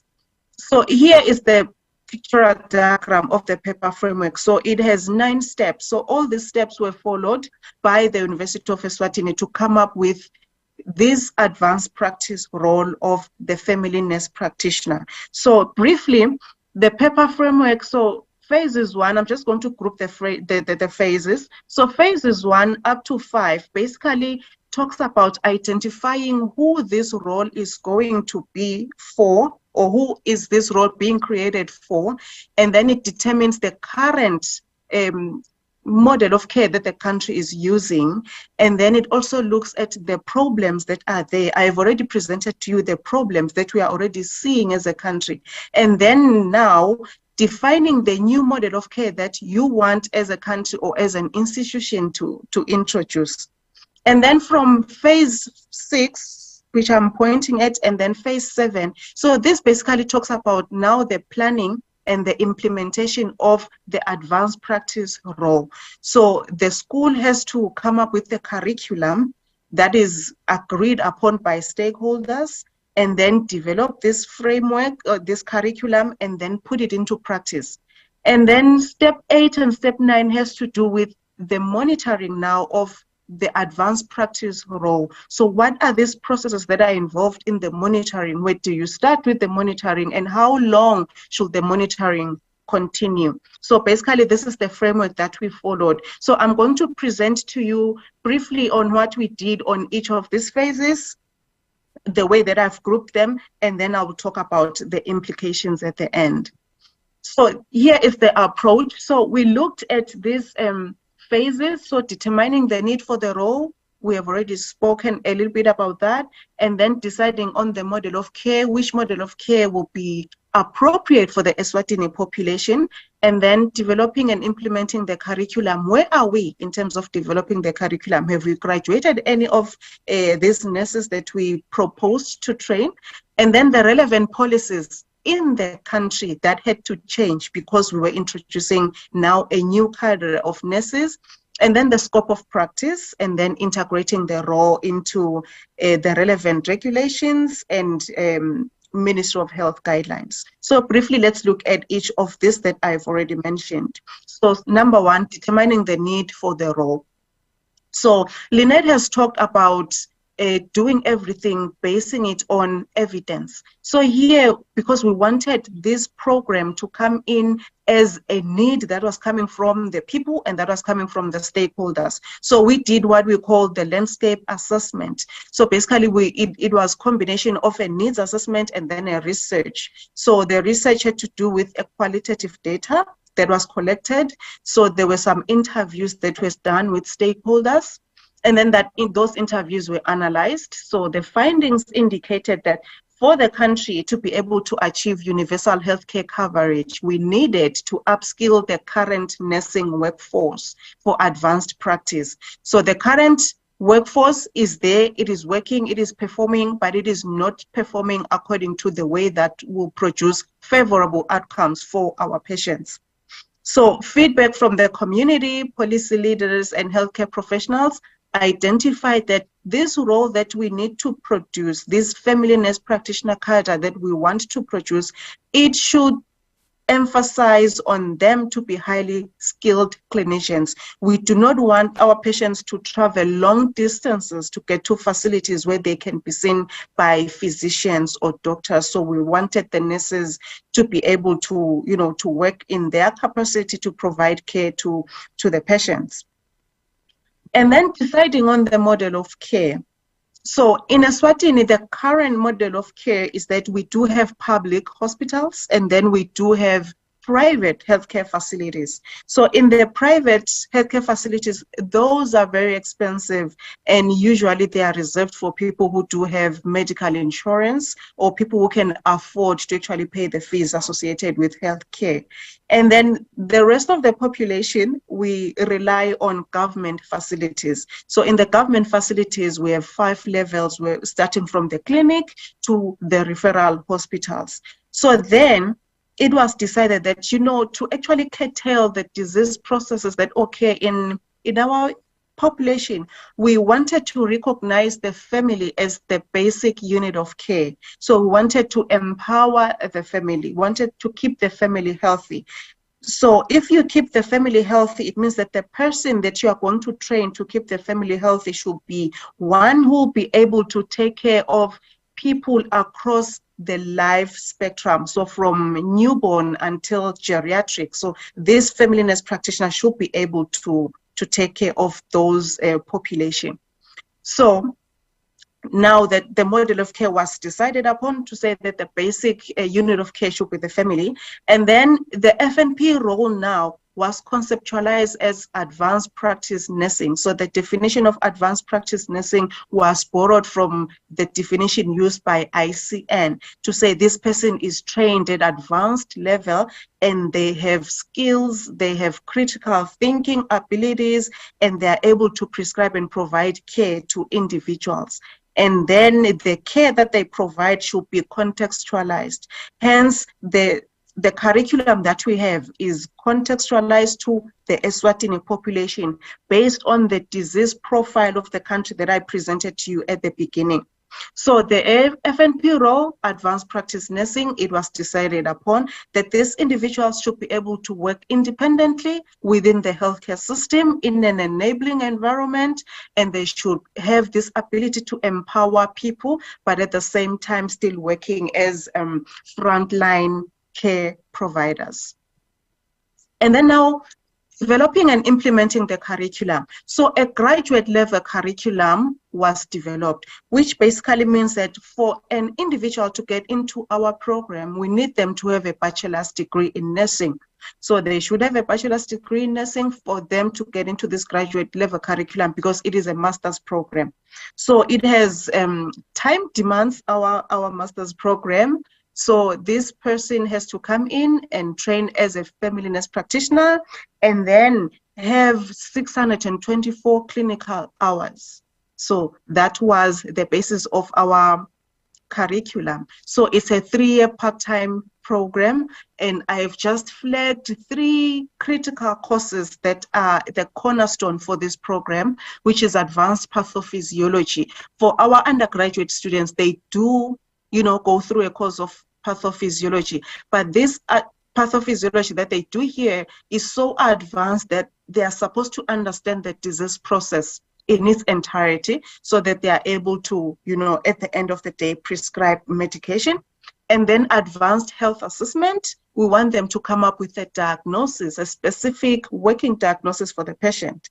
And then pharmacology, we want them to have this, knowledge in their fingertips to say, if I don't use this antibiotic, I can use this one, or I cannot use this one because the patient is already on this kind of medication. I did talk about prevalence of non-communicable diseases such as cancers and cardiovascular diseases there. So we do have patients who have complex conditions. So we started this program in 2017. So it is running as I'm talking to you right now. So we started it with a support from Peace Corps and Seed Global Health for human resource and support. So the next slide is going to talk about the goals or the objectives of this curriculum of our program. So basically, we want to educate nurses to be in the advanced level so that they can assume leadership roles in their communities, and also to expand access for our human population in Eswatini to get into primary health care, and therefore promote universal health care coverage. That is the key thing that we want, to say universal health care coverage for our Eswatini population.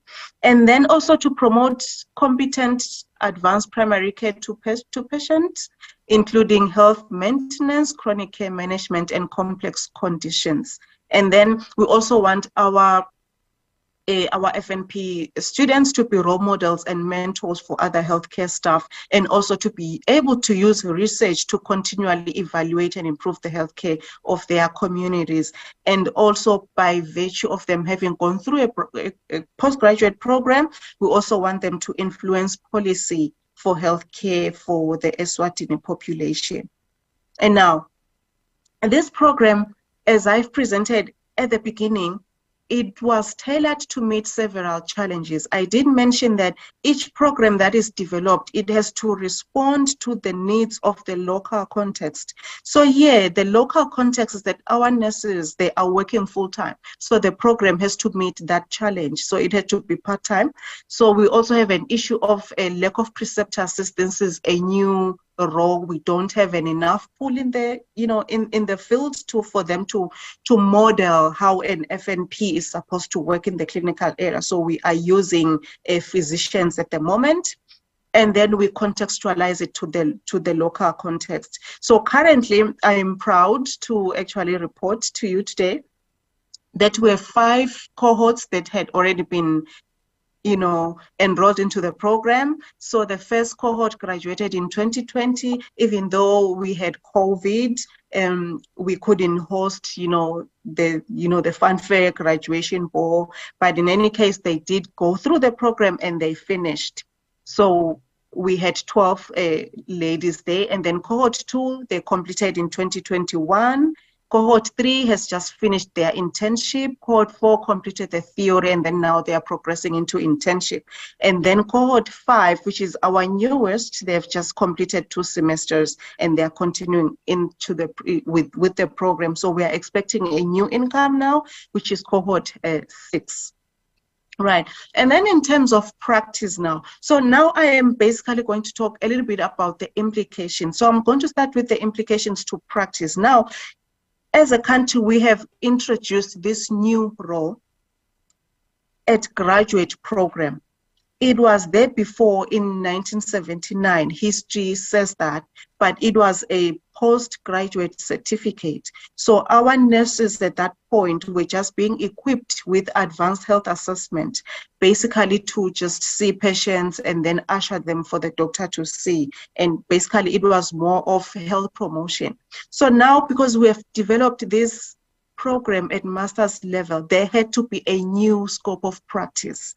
So that now brings with it some challenges now into the practice space to say, okay, so who is this nurse that you are bringing?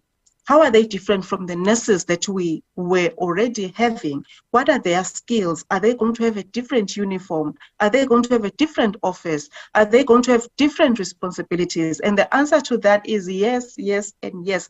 They will still be nurses, but then now they are supposed to go into a different model of care altogether.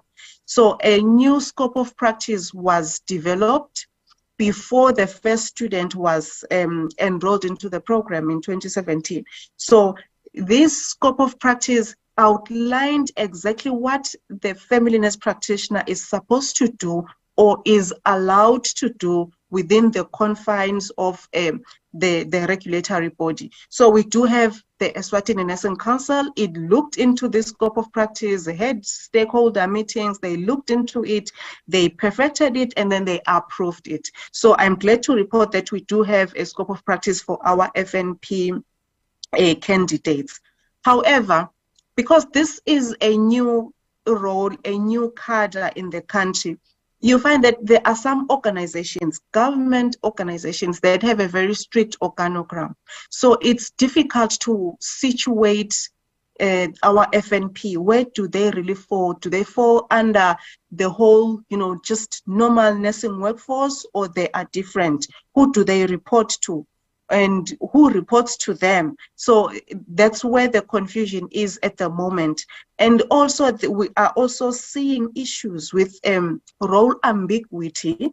And you find that even the nurse practitioners themselves, because they are still new, they have nobody in front of them who actually has modeled the role. So they really are not aware, how far am I supposed to go? They may have the document, which is the scope of practice, on hand, but really when it comes to practice, what are they supposed to do? For instance, one of the things that are there in the scope of practice is that a family nurse practitioner should collect history, health history from a patient, and then analyze the data of the patient, come up with the working diagnosis, and then prescribe medication. Then you find that there are some old policies that government is still using, which have not been revised to actually accommodate this new cadre. For instance, we have a standard treatment guidelines. We have this book in the country, the standard treatment guidelines. It actually guides individuals on what to prescribe. Like they have these commonly occurring conditions in the country, they define them, the signs and symptoms, and then the likely medications that you are going to give to that patient. But then the drugs as they are listed there, some drugs are to be prescribed only by the doctor, and some nurses are not allowed to prescribe them. But for our FNP, we know that their scope allows them to go as far and beyond, that of a normal nurse. So you find that they do not have that full prescriptive authority. So that is the implication to practice, to say there are so many guidelines, there are so many protocols, and there are so many ways of doing things that are supposed to change when you introduce a new cadre of nurses. There is a lot of, I would call, lobbying for the program, or lobbying for the cadre, and sensitization talks about that, to say, this is who we are, this is what we do, and this is where we can go, this is how far we can go. So that is the biggest issue. And then in terms of relevant policies, in the country, if a nurse finishes training and then they are graduating, they are qualified now, the major employer in the country is government. And then the minor employer is some non-governmental organizations and private sector. So you find that government has set ways of doing things. For instance, deployment of graduate nurses, to say, you are now a a nurse and you're supposed to go and work in the clinical area. So government is going to choose which setting you are going to go into. So now here is the FNP. Our FNP, we said that the model of care that you are choosing for them is that the family should be the basic unit of care. So the closest a healthcare system of the country can get to the family is that the family nurse practitioner should be located in the primary healthcare setting. So those clinics are the first level of clinic where individuals come into contact with the healthcare facility. So now, having the FNP placed in the primary healthcare clinic, it actually now challenges the manner or the normal way in which government was deploying nurses. That is number one. Number two, there are two ministries that are actually involved in the deployment of nurses, which makes this whole story a little bit complicated. Number one, there's the Ministry of Labor, which is actually involved in the hiring of nurses. It's the one that sends out adverts to say we have so many slots, we need this to be filled by nurses, and then nurses do apply. So Ministry of Labor is involved in the hiring. And then the Ministry of Health is the one that knows to say, we want people to go there, we want people to go there. So you find that there are policies and then there are guidelines on how all this work is done. But now because the institution has introduced a new cadre of nurses, now some of those policies have to be reviewed. Some of those guidelines also have to be reviewed and updated and include our family nurse practitioners. So currently what is happening is that we do have nurses who are already in the field and coming into the program and actually training to be family nurse practitioners. And then when they finish, you find that government will be like, can you go back at the moment and work where you were working?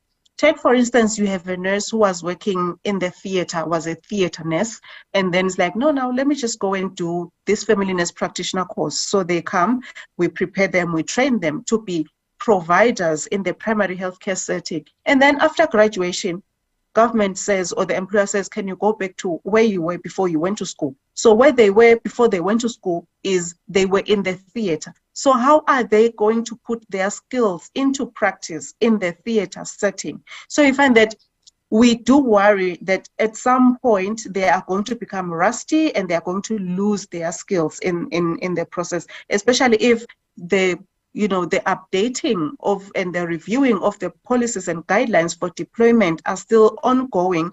Then you find that, we would have our nurses losing their skill for FNP.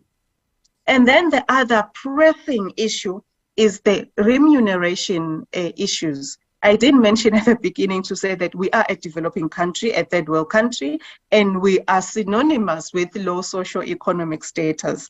And government as the major employer, you find that there isn't enough budget. So what I need to mention is that for each country that wants to introduce a higher level of training for their population, you also need to talk into the budget of the country. Who hires who? Or who is the major employer, so that you can look at whether there is a budget for them to have these, better remuneration packages. So currently what we are seeing in the country is that the pay grade for our FNPs is decided by the Ministry of Labor, who is the one responsible for hiring. So you find that now they are still being paid the same salary they were being paid before they advanced with their studies or before they went to school. So that is a very poor incentive. So what we have noted because of that is that our numbers are continuously dwindling. This may be one of the factors out of probably many. So this is a poor incentive for our nurses to further study.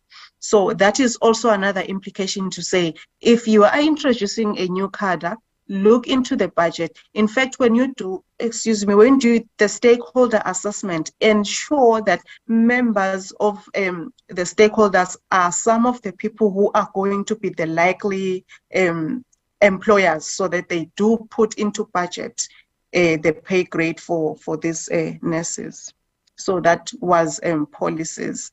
And then back now to our to our framework, the paper framework. So evaluation of the new role. So this represents the next step. So that was phase 8 and phase 9 of our paper framework. So there needs to be continuous evaluation of the educational curriculum so that it still is relevant to the context with which it is still offered. So in our program, we are to do a midterm review of the program because we have already have students graduating. So we need to do a midterm review of the program to actually see if the program is producing what we wanted to produce or what we purported it to produce in the first place. And then have some exit interviews for students in place so that they can actually, after quite a long time, this data can be analyzed, and then it can also inform a program offerings and course offerings.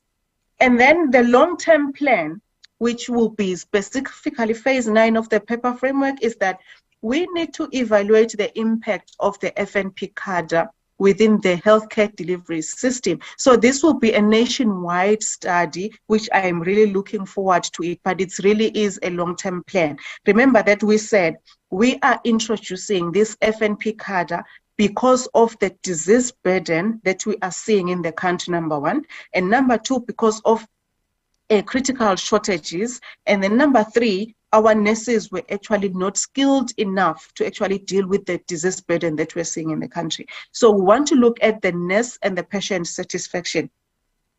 So that will be one of the variables. And then patient waiting times. Now that we've introduced the FNP card, are we seeing any improvement in patient waiting times? And then referral system, is it in place now? Because we want our nurses to know how to refer and to have an effective referral system. And then safety, efficacy, and the costs to the patient and to the government and to the employer. So that is the evaluation of the new role. Okay, and then, apologies. And then the challenges that we have met along the way. Number one, these are challenges that I'm going to speak to as they relate to our program offering, as we are offering the program. So number one is lack of human resource for long-term sustainability of the program. So I am very sad to actually report that currently there is just one person who actually has a specialization in FNP in the department. Because for us, we are going by, I think, the rules of the institution to say for an individual to teach at a master's program, we need that individual to have a PhD or a doctor of nursing practice. So PhDs are very hard to come by. We do have our students who have graduated, but they can't come in and assist in teaching the program because they do not have their PhD yet. So that is the issue, lack of human resource. Number two, time demands on the students. When I talked about this 3-year program having 624 clinical hours, that's a lot of hours that are required for a student who is working full-time. And what we are seeing at the moment is that there is a high student dropout rate, which we are not very happy about. So those are some of the things that we are going to put into consideration when we are reviewing the program. As much as we are not going to reduce the number of hours, because we did benchmark on the ICN to say if you are introducing a master's in FNP, advanced practice nursing at this level, you need to stick with these standards. So it's an international standard. So we are going to see how best we can assist the students. And then we had some emerging diseases such as COVID-19 that came and changed everything. So we had to abruptly transition to online as a country. But as a country that is in the third world, we had issues with poor internet connection. I'm not sure if still my internet is very stable right now, but we do have poor internet connection. And then prescribing within the essential medicines list. So the document that I showed you that guides how we are supposed to prescribe in the country actually has limitations. They did not include our FNPs when they reviewed the document. It's newly reviewed. We have a 2021 edition, but we were not included as family nurse practitioners. So we are still not there in the document. Okay. And then in conclusion, yes. So in conclusion, we are saying that, using the paper framework, for us, it really provided a very useful framework to understand the needs of the country and also to develop and implement the advanced practice role in Eswatini to respond to the disease profile of the country. And then, so moving through these steps of the paper framework, we developed a locally tailored and locally relevant curriculum. So what we do now have a problem with is that, the clinical placement of qualified FNPs within our healthcare delivery system, it should allow for full practice of the role. And then the significance of the role in this country, which is a constrained setting, we do believe that it has the potential to build capacity amongst nurses, improve equitable access to high quality, acceptable, affordable health care. However, for us to have a successful FNP role, this fully depends on the execution of a competitive curriculum within the University of Eswatini. And then it also has to rely on our policies being updated. It also has to rely on our practice space being receptive to the role and the function of our family nurse practitioners. So these are the references for your perusal that I used. And then the acknowledgements are as follows. My colleagues from UNESWA, the supporting partners, and the Ministry of Health and Nursing Council. So thank you for listening and thank you for your time. Okay. Thank you, Bonnie. That was really interesting topic you shared about the family nurse practitioner. Okay, I'm pretty sure that there are some participants that already typed their questions in the chat room. So I'm going to go to the chat room and read some of the questions that they write for you. Okay, there is a question from Karina. How we as a nurse can empower families so they can independently taking care of the family member who suffered from illness, what basic skill that they need to know? Okay, so usually the healthcare delivery system in Eswatini is actually family-based. So what we basically do is that if the person comes to the clinical area, which most of the time that is what happens, they come to the clinical area with their relatives. So we do provide health education. So that health education is provided both to the parent and to the caregiver. So I'll take, for instance, in the issue of HIV and AIDS. So with HIV and AIDS, before we can actually put the family or anyone who is living with HIV on antiretroviral therapy, we need them to have a treatment supporter. So the treatment supporter usually is a family member or somebody that is trusted by this individual. So, and a family, so by definition would be the individual defined by the person who is the recipient of care. So that is the family. So we teach them, we empower them. Sometimes it borders a little bit on ethics because we find that some individuals do not want their sicknesses to be known by some individuals. So the consent, you get the consent from the patient first to say, do you want us to tell them exactly what is wrong with you, or you just want us to give them a blanket statement on how they are going to support you? Remember, if you are just going to support without understanding, then people can actually say, so today I'm tired, I can't even assist you. So yes, we do health education and we do home visits to actually empower our families to care for the sick ones. I hope that answers the question. Yeah. Okay. All right. Yes. Thank you, Bonnie. Okay, we are going to go to the second questions from Mrs. Dwi Kartika Rukmi.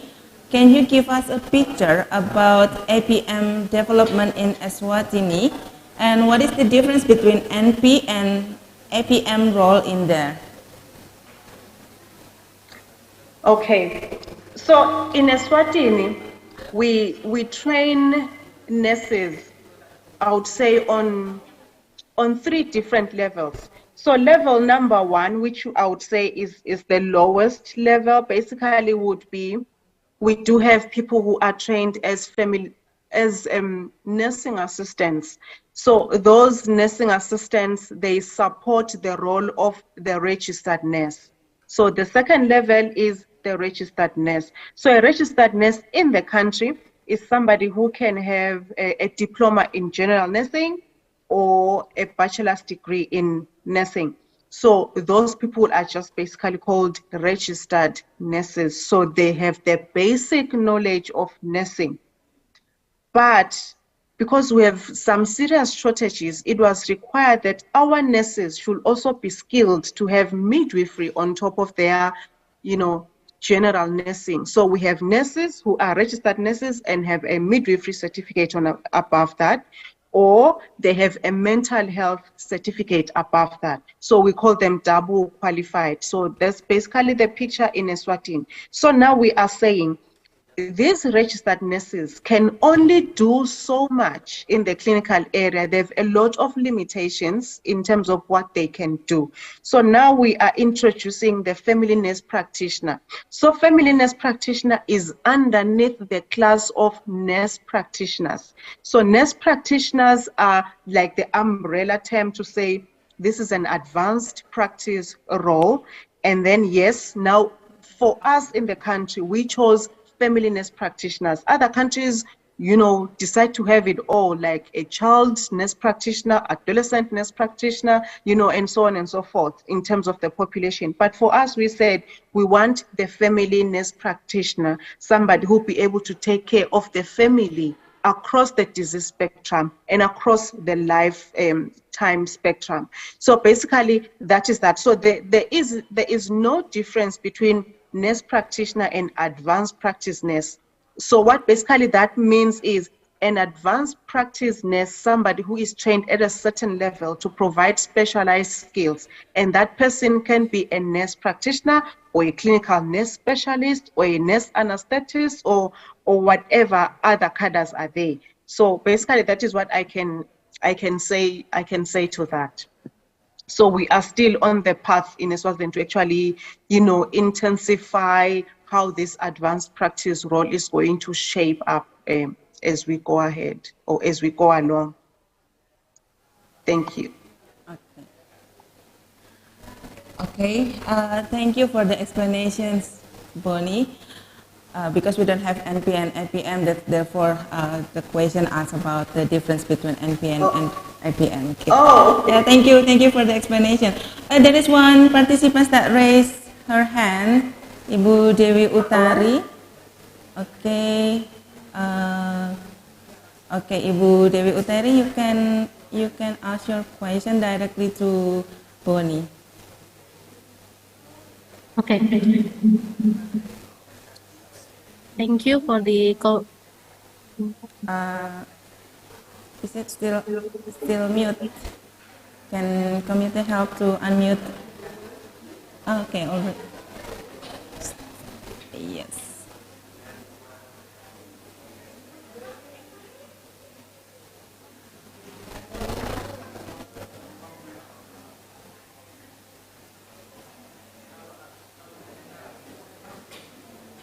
Okay. Please wait for a second, Bonnie, because I think that the participants still try. Okay.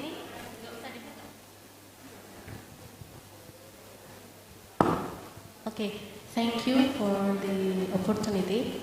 Hi, Dr. Bonnie.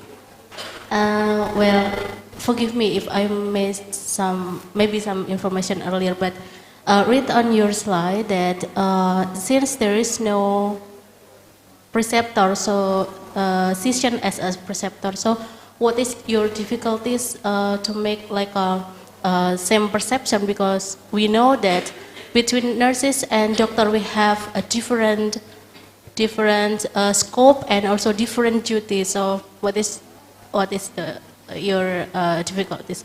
And for the second one, actually already answered, because I want to know actually, as of FNP are allowed to give prescribe for based on the standard treatment guideline and essential medication.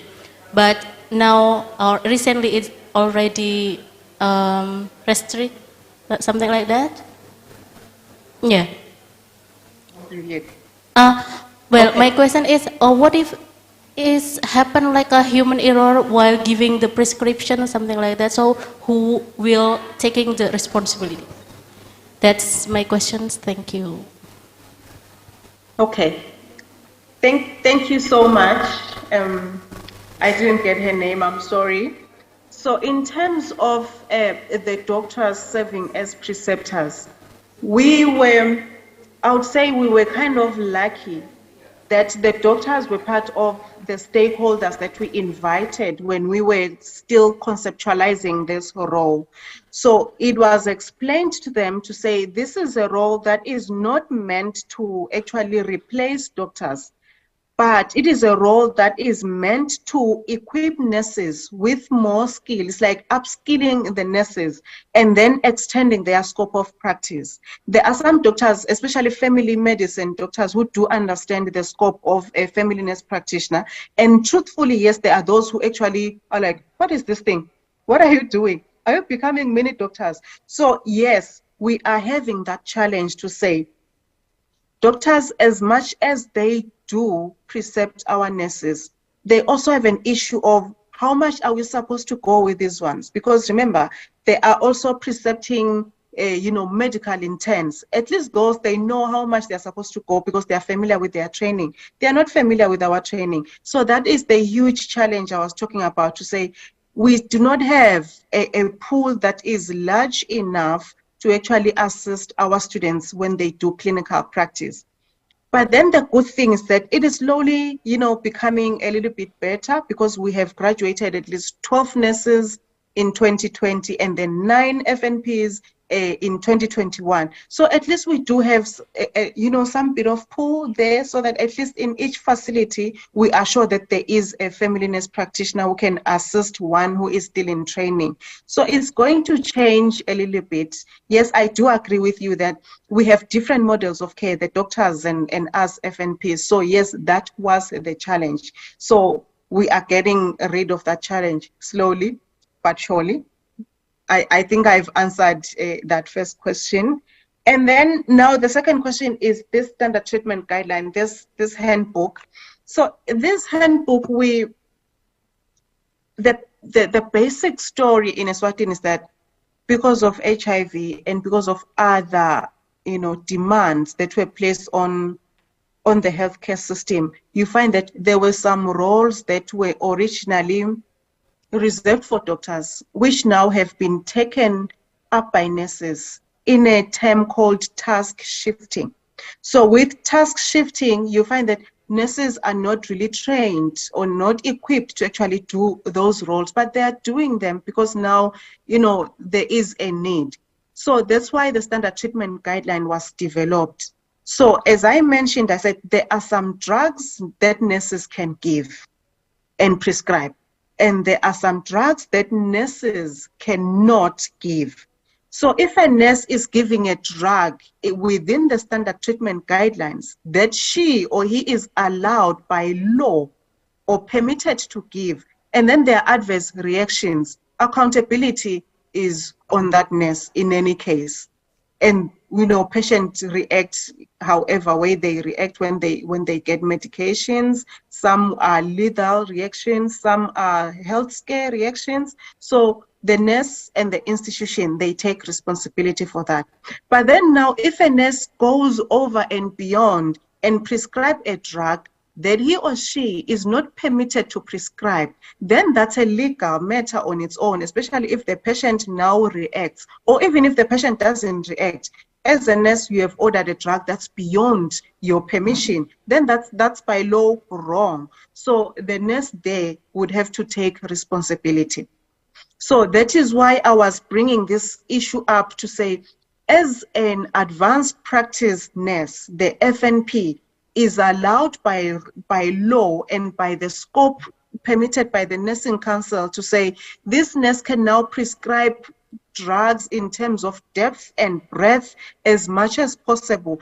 But our standard treatment guidelines doesn't have what we call a column that says for the FNP, you are allowed to prescribe this and this and this and this. So if an FNP who is a nurse can prescribe a drug using the standard treatment guidelines, that now is supposed to be prescribed by doctors. But this FNP knows that, you know, in terms of scope of nursing practice, I'm allowed to prescribe this drug. And then the patient gets an issue or gets an adverse reaction. That's where the issue comes to say, which document were you using? So now we have a document, we have two documents that are speaking two different languages.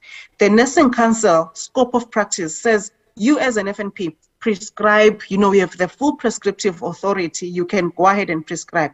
The government book says we don't have you here, so we don't know what you can prescribe, you know. So those are the issues on the ground when a new cadre is involved. Some, you know, issues, some policies, they get, you know, derailed in the way, or they get delayed, so they don't catch up as quickly as possible with what is already happening.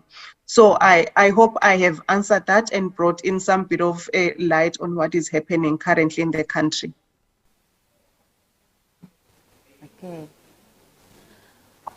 Okay, thank you so much for the explanations, Bonnie. I'm pretty sure that actually there is still some questions, but unfortunately the time is already up. I saw Dr. Farsa Singh also join this international conference today. So I want to say hi also for Dr. Farsa. Thank you for still joining our international conference today in our second day. Okay, thank you so much for your explanations, Bonnie, and thank you for wake up in the early morning and share your presentation to us. Thank you so much. It's really in the early morning. No problem. I was happy to be here. Thank you so much. Thank you.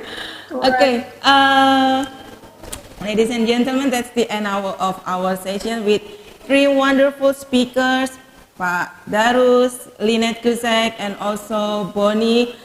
That was really insightful. I hope that this event will increase our knowledge and bring many advantages to us. Okay, as a moderator, I would say hi appreciations to all speakers, all wonderful speakers today, and also to all the participants that joined our international conference for today. Thank you so much for attending it, and I'll hand it over to Siti Anissa as a Master of Ceremony.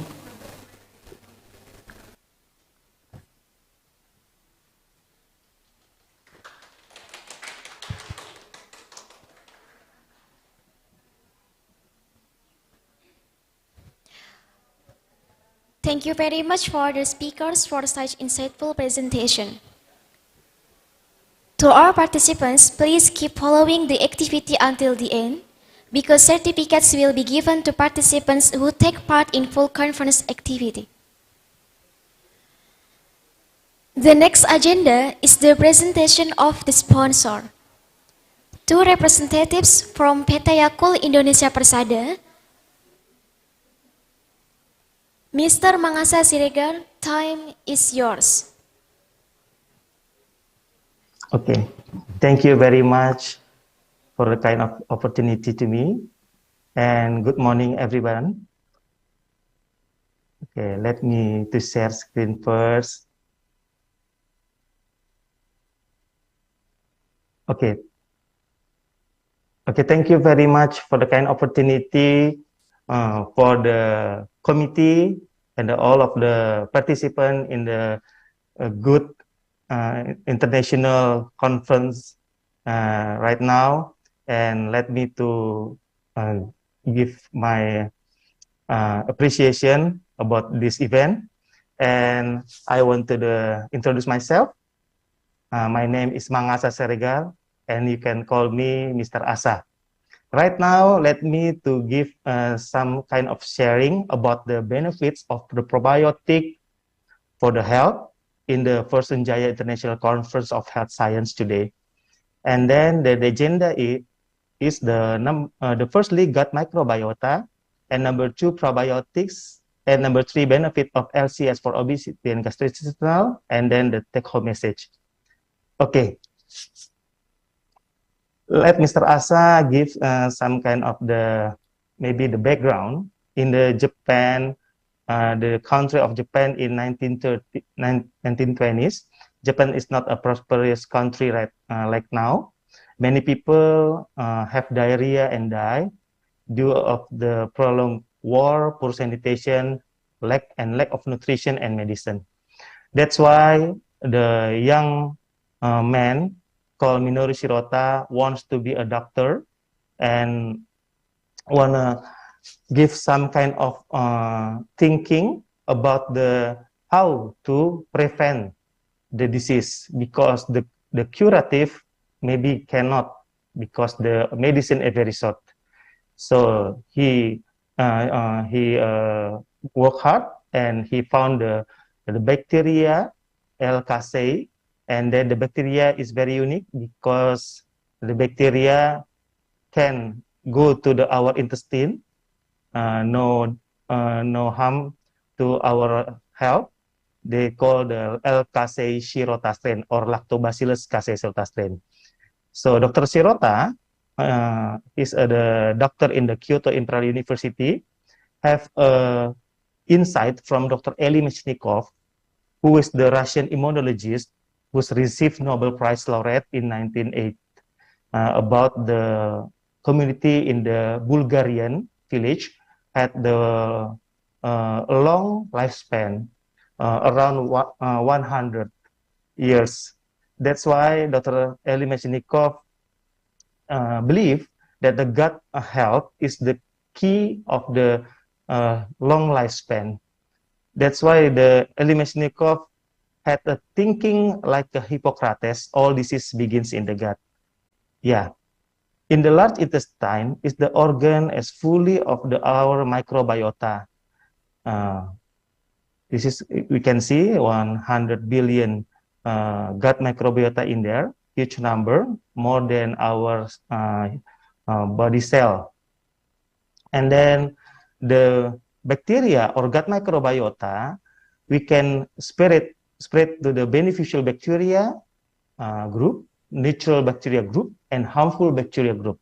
So the beneficial bacteria and harmful bacteria must be a balanced state, because if not, can make our body lower of immune and getting more, sick. That's why we want to how to maintain our gut microbiota, because gut microbiota influence to our organ, can influence to physical stress, autism, depression, and then to our immunity state like a cancer, infection, and then IBD, rheumatoid arthritis, obesity, diabetes, and atherosclerosis. So what kind of our effort to make gut microbiota can balance? So we can eat some kind of the balancing of a diet food, and then can drink or eat probiotics, because probiotics are live microorganisms which, when administered in adequate amount, confer a health on the host. It's reversed from FAO, then WHO 2002. And then the probiotics products, kind of the Yakult, yeah, and because this is a product not harmful, no preservative, and no containing of coloring or stabilizer, and then containing a good bacteria life, 6.5 billion L. casei shirota strain. The benefits we see now when he reach the gut life. So LCS produce lactic acid and prevent gut microbiota dysbiosis and stimulate organic acid production. That's why they can regulate gut peristaltic and improve of gut disorder like constipation or loose stool. And then can reduce harmful substances. That's why can reduce of cancer risk. And then in our intestine, we know that more than 70% our immune in our intestine. So the LCS can modulate immune responses to prevention of the infection, and then from the intestine can influence our brain from vagus nerve modulation, can suppress stress response like an abdominal symptom when we maybe stress can make abdominal symptoms and can avoiding our sleep. That's why from improvement in our gut can influencing to our stress and influencing our health brain. And then this is kind of the result of the journal. You can see in this is the community in the India, children 1 until 5 years, around 3,758 people, boy and young girl in the Calcutta, India, divided into 2 groups. One group took Yakult and another group took a placebo, and then taken for 12 weeks. And we can see that after drinking Yakult regularly, it's proven to prevent cases of acute diarrhea. And then in the Germany, we can see about the Germany patient about constipation from the elderly. That's we can see that the differences who drink Yakult regularly and placebo that can avoiding the constipation. And then a young girl from the 18 until 20 drink LCS regularly. So we have the study in Japan, 965 women that consuming Yakult regularly reduce the onset risk of breast cancer by 35%. That's a journal from Dr. Matsaka Zutoi in Japan. Right away, in the management of coronavirus disease, some patient in the Zhejiang, China, had a dysbiosis about decreased lactobacillus and bifidobacterium in their gut. So the nutritional and gastrointestinal doctor give the probiotic, because the probiotic can regulate the balanced intestinal microbiota and reduce the risk of the secondary infection due to bacterial translocation.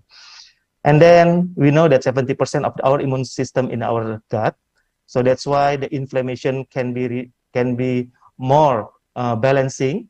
Yakult can make the interleukin-6 is pro-inflammatory cytokine, can reduce 40% than other lactobacillus. This is the kind of the journal that published from Dr. Mitsuyama in Japan. So the bacteria from the product of Yakult, L-casein from the Yakult Central Institute until now, from the Yakult Central Institute and the Yakult Honsai European Research, helping to maintain the research about the probiotics and the effect to our health. So that's why more than 300 number of the journal peer review right now. Yakult had been more deeply studied in our bacteria probiotic. That's why FDA and GRAS give to the Yakult company because the certificate GRAS or generally recognized safe is very, very important. That's why our product already have the GRAS state, and then in Japan, Yakult had the label food for specified health users since 1998, and then in Indonesia, Yakult had a certificate halal from MUI, and BPOM already give Yakult the certificate 3-star. So the take-home message from our sharing. Number one is the trusted, because probiotic LCS have been safety and efficacy since 1935 and right now already consumed in the 40 million people in the 40 countries. And then our product or the bacteria based on the research, because LCS, this is a live bacteria and categorized in the probiotics. That's why we give the people the good state of the bacteria, from the based on the research. And number 3, 4G, good food, good rest, good exercise, and good management stress. Right now, maybe we can apply in the condition right now. Thank you very much for kind of attention. I give it back to the moderator. Thank you.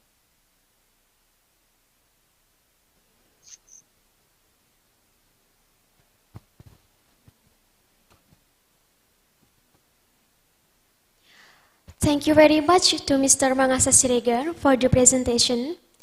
Ladies and gentlemen, now we will have lunch break. Please be noted that our next session will be start at 1 p.m. Thank you.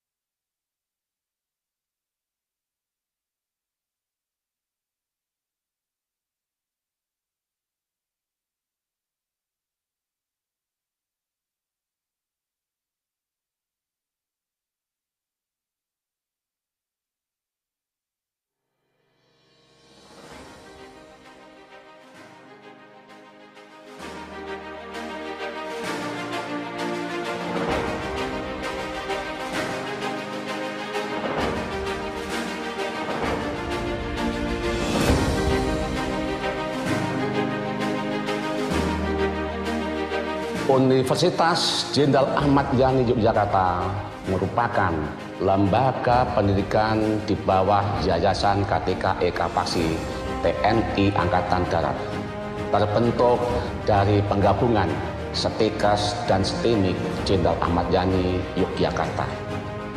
Universitas Jenderal Ahmad Yani Yogyakarta bersesanti Aditya Mahatma Daksa, yang bermakna senantiasa menghasilkan lulusan yang pandai dan bijaksana, berjiwa besar, cakap, dan ahli.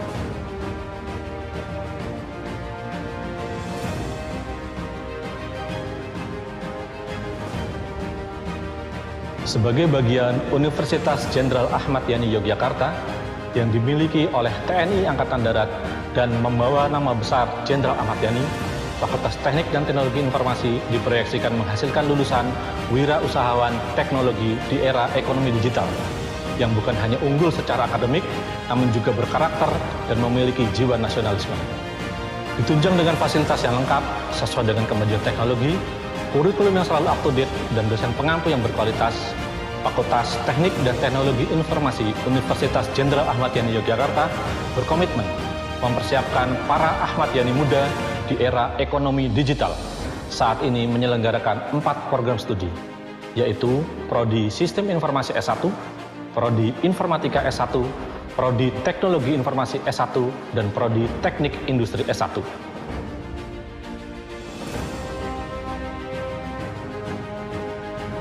Fakultas Kesehatan Universitas Jenderal Ahmad Yani Yogyakarta saat ini menyelenggarakan 8 program studi, yakni Program Studi Pendidikan Profesi Nurse, Prodi Pendidikan Prosesi Bidan, Prodi Keperawatan S1, Prodi Kebidanan S1, Prodi Farmasi S1, Prodi Kebidanan D3, Prodi Rekam Medis dan Informasi Kesehatan D3, serta Prodi Teknologi Bank Darah D3.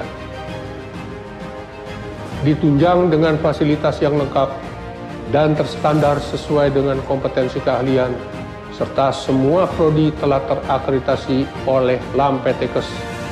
Fakultas Kesehatan Universitas Jenderal Ahmad Yani Yogyakarta siap mendidik dan mempersiapkan para Ahmad Yani muda di bidang kesehatan sebagai generasi penerus kejayaan bangsa Indonesia.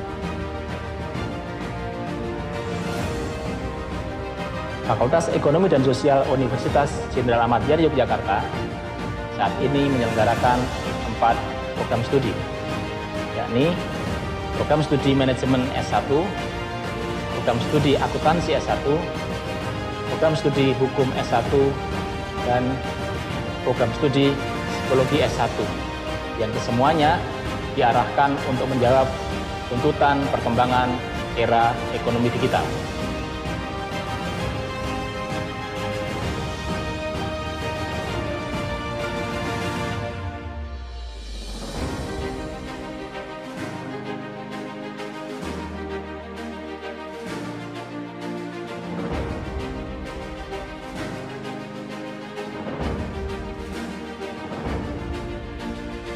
Banyak kelebihan yang ada di kampus ini.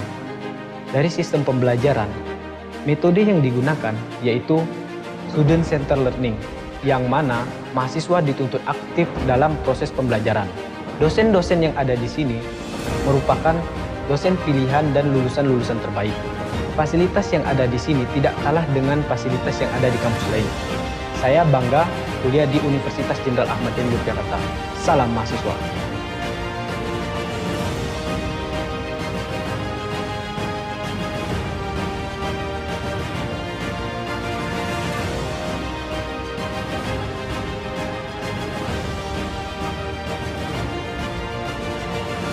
Sebuah kebanggaan bagi kami dapat mendidik dan mempersiapkan para Ahmad Yani muda sebagai generasi penerus kejayaan bangsa Indonesia.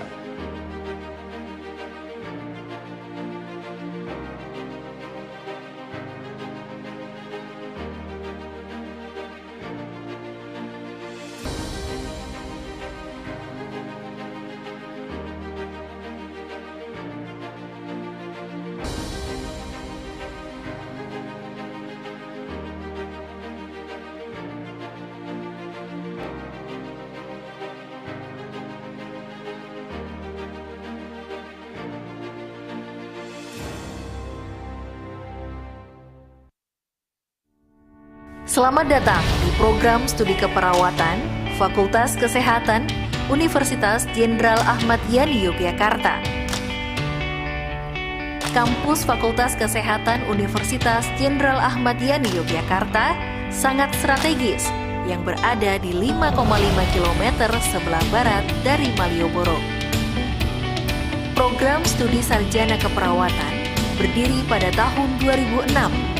Sedangkan program pendidikan profesi nurse mulai dilaksanakan pada tahun 2011. Visi program studi keperawatan dan pendidikan profesi nurse Universitas Jenderal Ahmad Yani Yogyakarta yaitu menghasilkan lulusan yang unggul dan terdepan dalam bidang pelayanan kesehatan primer di tingkat nasional serta mewarisi nilai-nilai kejuangan Jenderal Ahmad Yani. Visi ini dijabarkan dalam 6 misi yang meliputi aspek pendidikan, penelitian, pengabdian kepada masyarakat, kerjasama, perwujudan good university governance, dan internalisasi nilai-nilai kejuangan Jenderal Ahmad Yani. Program studi keperawatan Universitas Jenderal Ahmad Yani Yogyakarta telah mengimplementasikan kurikulum terbaru yaitu program Merdeka Belajar Kampus Merdeka dengan total 145 SKS yang dapat ditempuh selama 3,5 tahun atau 7 semester. Kami aktif mendorong dan mengirimkan mahasiswa untuk mengikuti kompetisi program MBK yang diselenggarakan oleh Kementerian Pendidikan, Kebudayaan, Riset, dan Teknologi. Kami juga membekali mahasiswa dengan nilai kejuangan Jenderal Ahmad Yani. Kami berharap lulusan perawat Universitas Jenderal Ahmad Yani Yogyakarta memiliki soft skill dan hard skill yang unggul dan terdepan dalam bidang pelayanan kesehatan primer.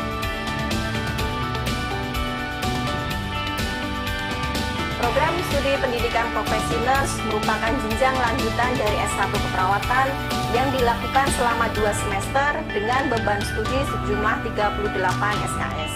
Proses pembelajaran profesional 100% dilakukan di lahan praktek, baik itu rumah sakit negeri maupun swasta, panti breda, rumah sakit jiwa, puskesmas, komunitas, dan beberapa industri atau perusahaan tingkat menengah serta sekolah. Lama pembelajaran di tahap sarjana keperawatan mulai tahun 2021 adalah 7 semester dengan total 144 SKS. Kami mengaplikasikan Student Center Learning yang berkesinambungan.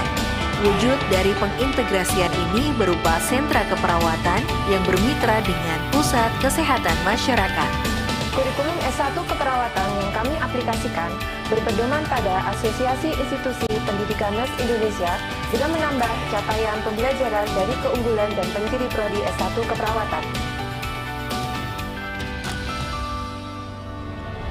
Kami memilih metode pembelajaran yang melatih mahasiswa untuk berpikir kritis, aktif, bertanggung jawab, dan inovatif melalui project-based learning, tutorial, analisis kasus, role-play, dan simulasi.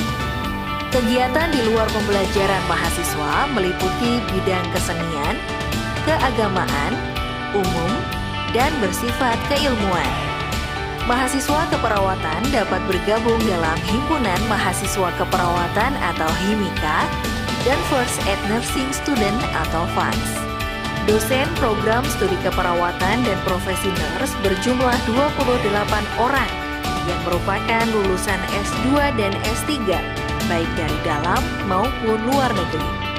Seluruh dosen telah memiliki standar kualitas baik dan tersertifikasi.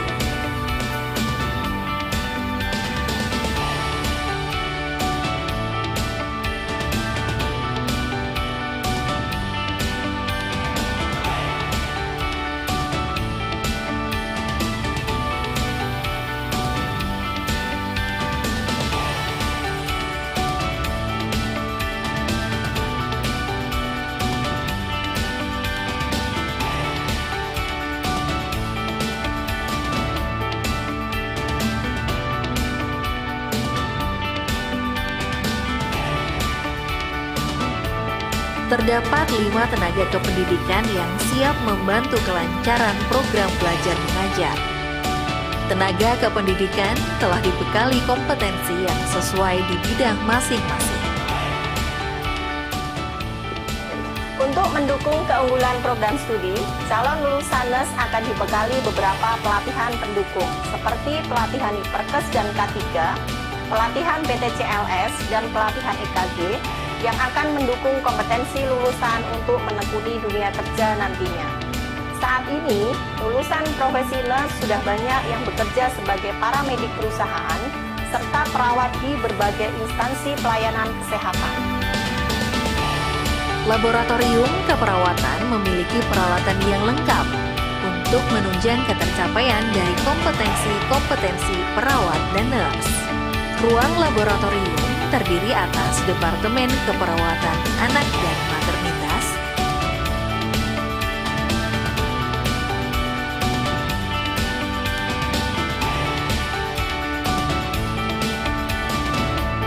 Departemen Keperawatan Medikal Bedah dan Kegawat Daruratan,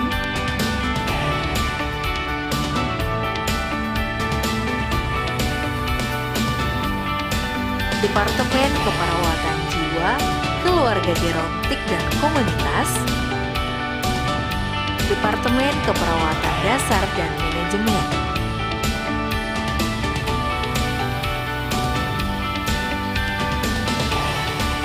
Perpustakaan Universitas Jenderal Ahmad Yani Yogyakarta dilengkapi dengan koleksi buku, e-book, dan jurnal.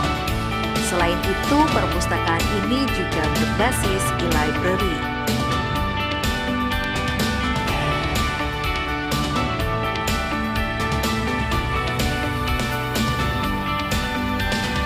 Fasilitas ruang pembelajaran yang diberikan meliputi ruang tutorial, ruang kelas, ruang amphitheater, dan ruang CBT.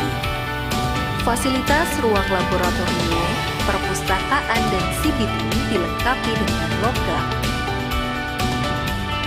Fasilitas lain seperti asrama, tempat parkir, ruang hima dan UKM, lapangan olahraga, dan minimarket. Lulusan kami telah terserap baik di dalam maupun luar negeri. Saya Nanang Kurniawan, mahasiswa S1 Ilmu Keperawatan Universitas Jenderal Ahmad Yani, Yogyakarta. Selama menempuh pendidikan di sini, saya mendapatkan banyak sekali kesempatan untuk mengembangkan diri saya. Salah satunya di tahun 2021 ini, alhamdulillah, saya lolos menjadi mahasiswa kampus mengajar yang diselenggarakan oleh Direktorat Pendidikan Perguruan Tinggi Kementerian Pendidikan, Kebudayaan, Riset, dan Teknologi. Selama kurang lebih 3 bulan, saya berusaha menerapkan apa yang sudah saya dapatkan untuk membantu pembangunan pendidikan dan kesehatan masyarakat Indonesia. Bismillahirrahmanirrahim. Assalamualaikum warahmatullahi wabarakatuh. Sobat UNJAYA dimanapun Anda berada. Perkenalkan, nama saya Walidi, saya alumni Profesional Angkatan 2018. Saat ini saya sedang bekerja di PT Buma Jobset ITR sebagai ASE. Saya sangat bangga sekali pernah belajar di alumni Ahmad Yani Muda, karena di Ahmad Yani lah mempunyai program unggulan yaitu bidang keselamatan dan kesehatan kerja di dunia industri kerja maupun pertambangan. Saya berpesan kepada adik-adik semuanya, biarlah belajar capai cita-cita setinggi mungkin. Saya tunggu di Provinsi Kalimantan di dunia kerja mineral batu bara. Ahmad Yani Muda bisa, harus bisa, pasti bisa. Wabillahi taufiq wal hidayah. Wassalamualaikum warahmatullahi wabarakatuh. Ahmad Yani Muda mengabdi untuk negeri. Mengabdi untuk negeri.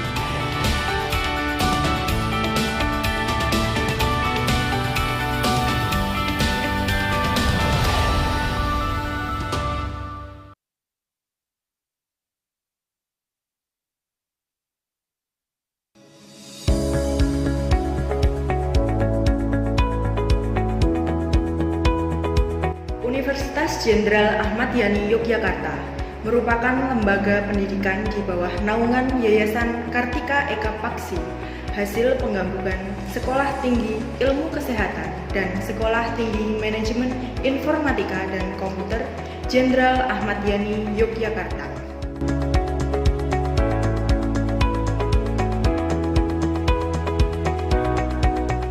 Assalamualaikum warahmatullahi wabarakatuh.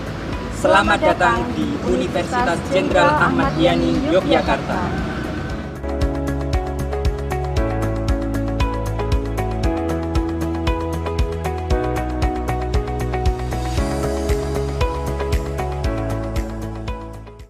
Kali ini saya akan mengajak Bapak Ibu sekalian untuk bersama-sama melihat sarana dan prasarana yang ada di Fakultas Kesehatan, terutama di program studi Farmasi S1 yang terletak di Kampus 2 Universitas Jenderal Ahmad Yani Yogyakarta.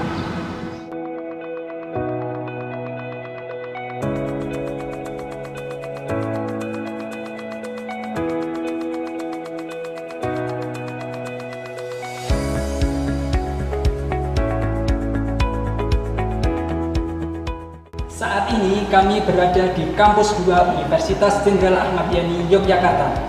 Kampus 2 Universitas Jenderal Ahmad Yani Yogyakarta terdiri dari gedung lama dan gedung baru.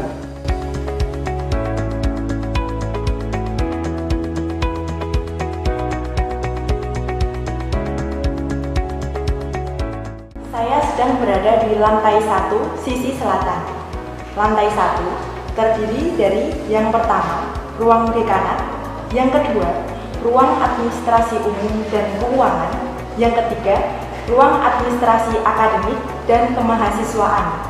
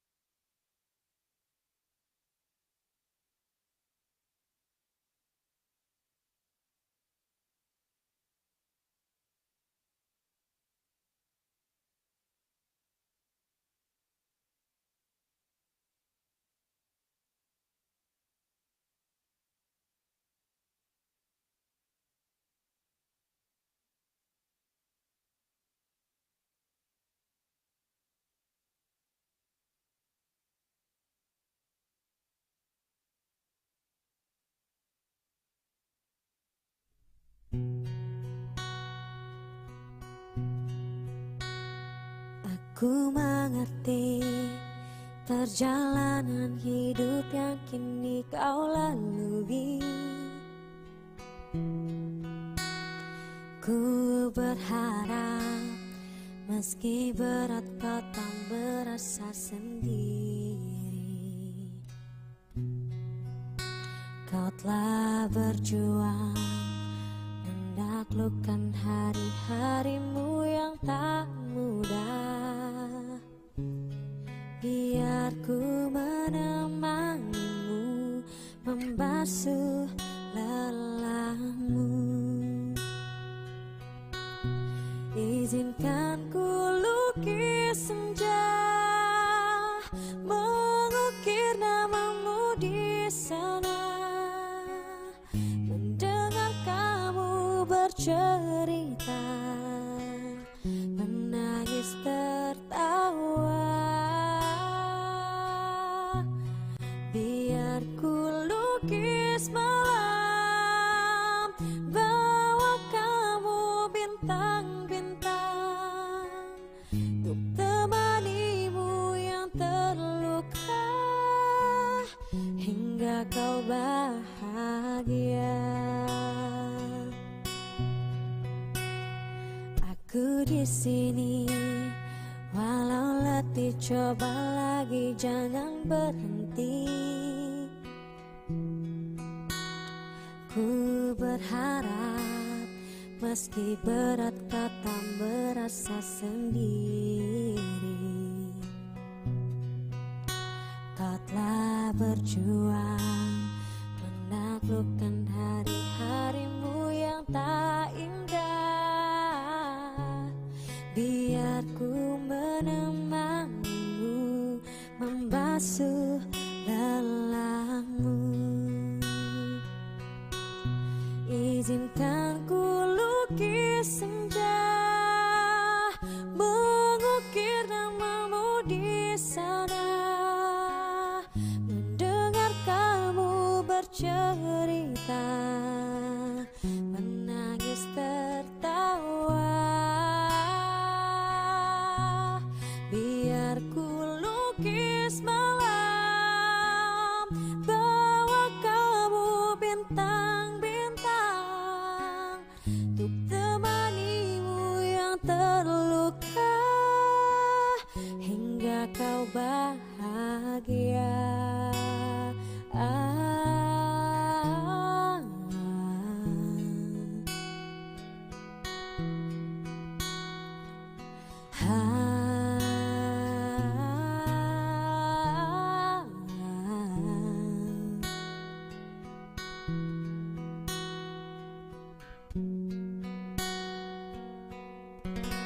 Izinkan ku lukis senja, mengukir namamu di sana.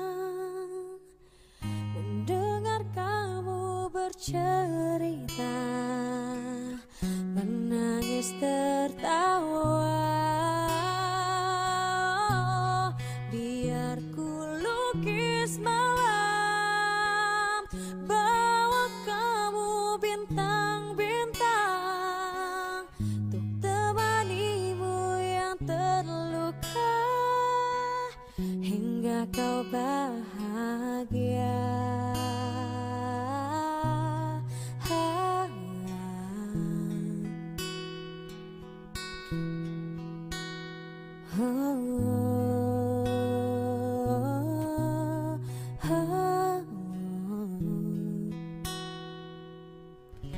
Hingga kau bahagia.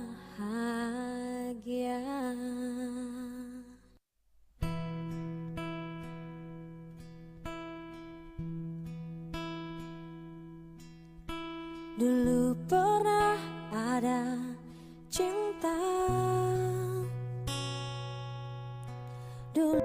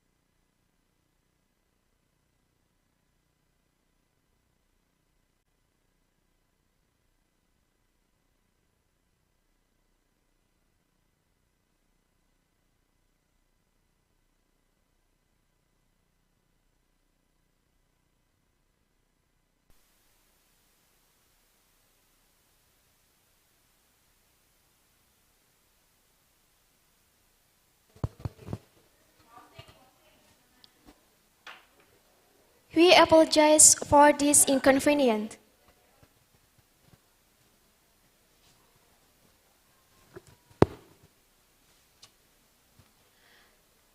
Now, we will announce the winner oral presenter and poster presentation. The second runner-up of oral presenter is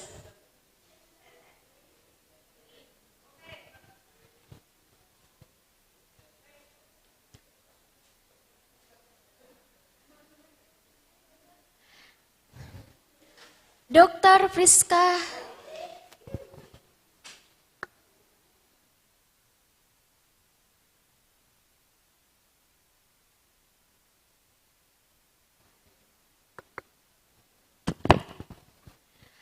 I'm sorry.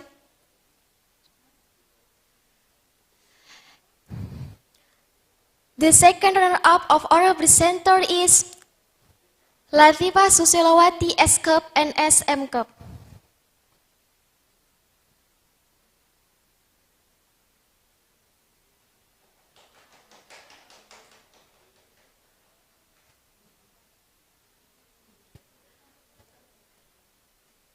The first runner-up of oral presenter is Dr. Gedewi Wirya Kusuma Dwarsa MKes SPUK.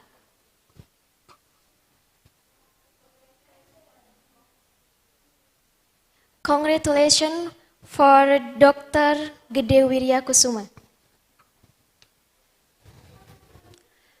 And the last, the winner of oral presenter is Dr. Friska Supriyanto. Congratulations for Dr. Friska Supriyanto.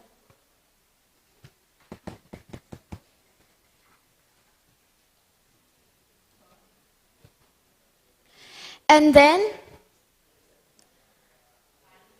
the second runner-up of poster presentation is Amalia Putri Ocean. Congratulations for Amalia Putri Ocean.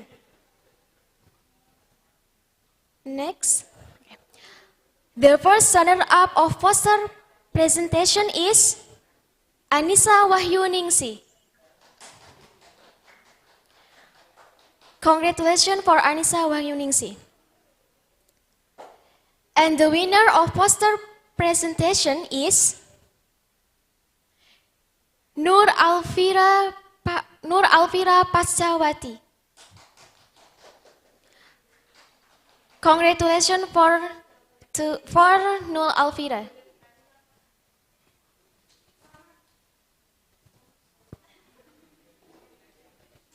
And now, the end of the day.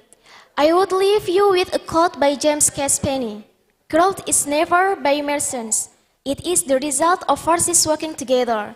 Thank you very much and see you next year in 2nd UNJAYA International Conference of Health Sciences. Thank you.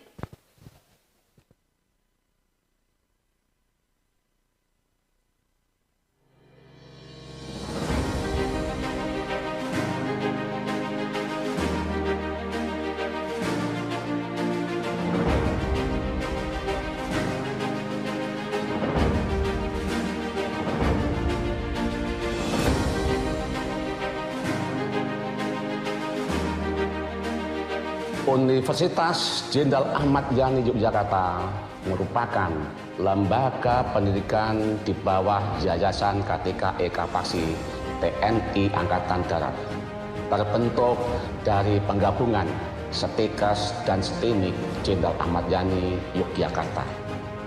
Universitas Jenderal Ahmad Yani Yogyakarta bersesanti Aditya Mahatma Daksa, yang bermakna senantiasa menghasilkan lulusan yang pandai dan bijaksana, berjiwa besar, cakap dan ahli.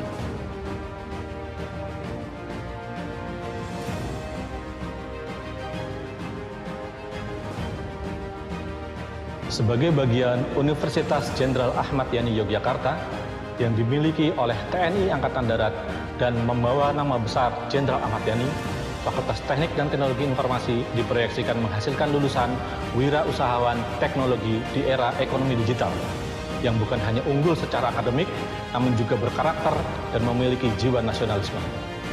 Ditunjang dengan fasilitas yang lengkap sesuai dengan kemajuan teknologi, kurikulum yang selalu up to date, dan dosen pengampu yang berkualitas, Fakultas Teknik dan Teknologi Informasi Universitas Jenderal Ahmad Yani Yogyakarta berkomitmen mempersiapkan para Ahmad Yani muda di era ekonomi digital.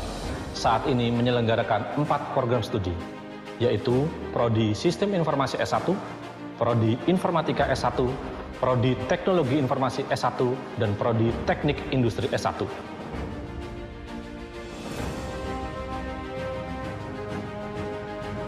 Fakultas Kesehatan Universitas Jenderal Ahmad Yani Yogyakarta saat ini menyelenggarakan 8 program studi, yakni Program Studi Pendidikan Profesi Nurse, Prodi Pendidikan Prosesi Bidan, Prodi Keperawatan S1, Prodi Kebidanan S1, Prodi Farmasi S1, Prodi Kebidanan D3, Prodi Rekam Medis dan Informasi Kesehatan D3, serta Prodi Teknologi Bank Darah D3. Ditunjang dengan fasilitas yang lengkap dan terstandar sesuai dengan kompetensi keahlian, serta semua prodi telah terakreditasi oleh LAMPTKES.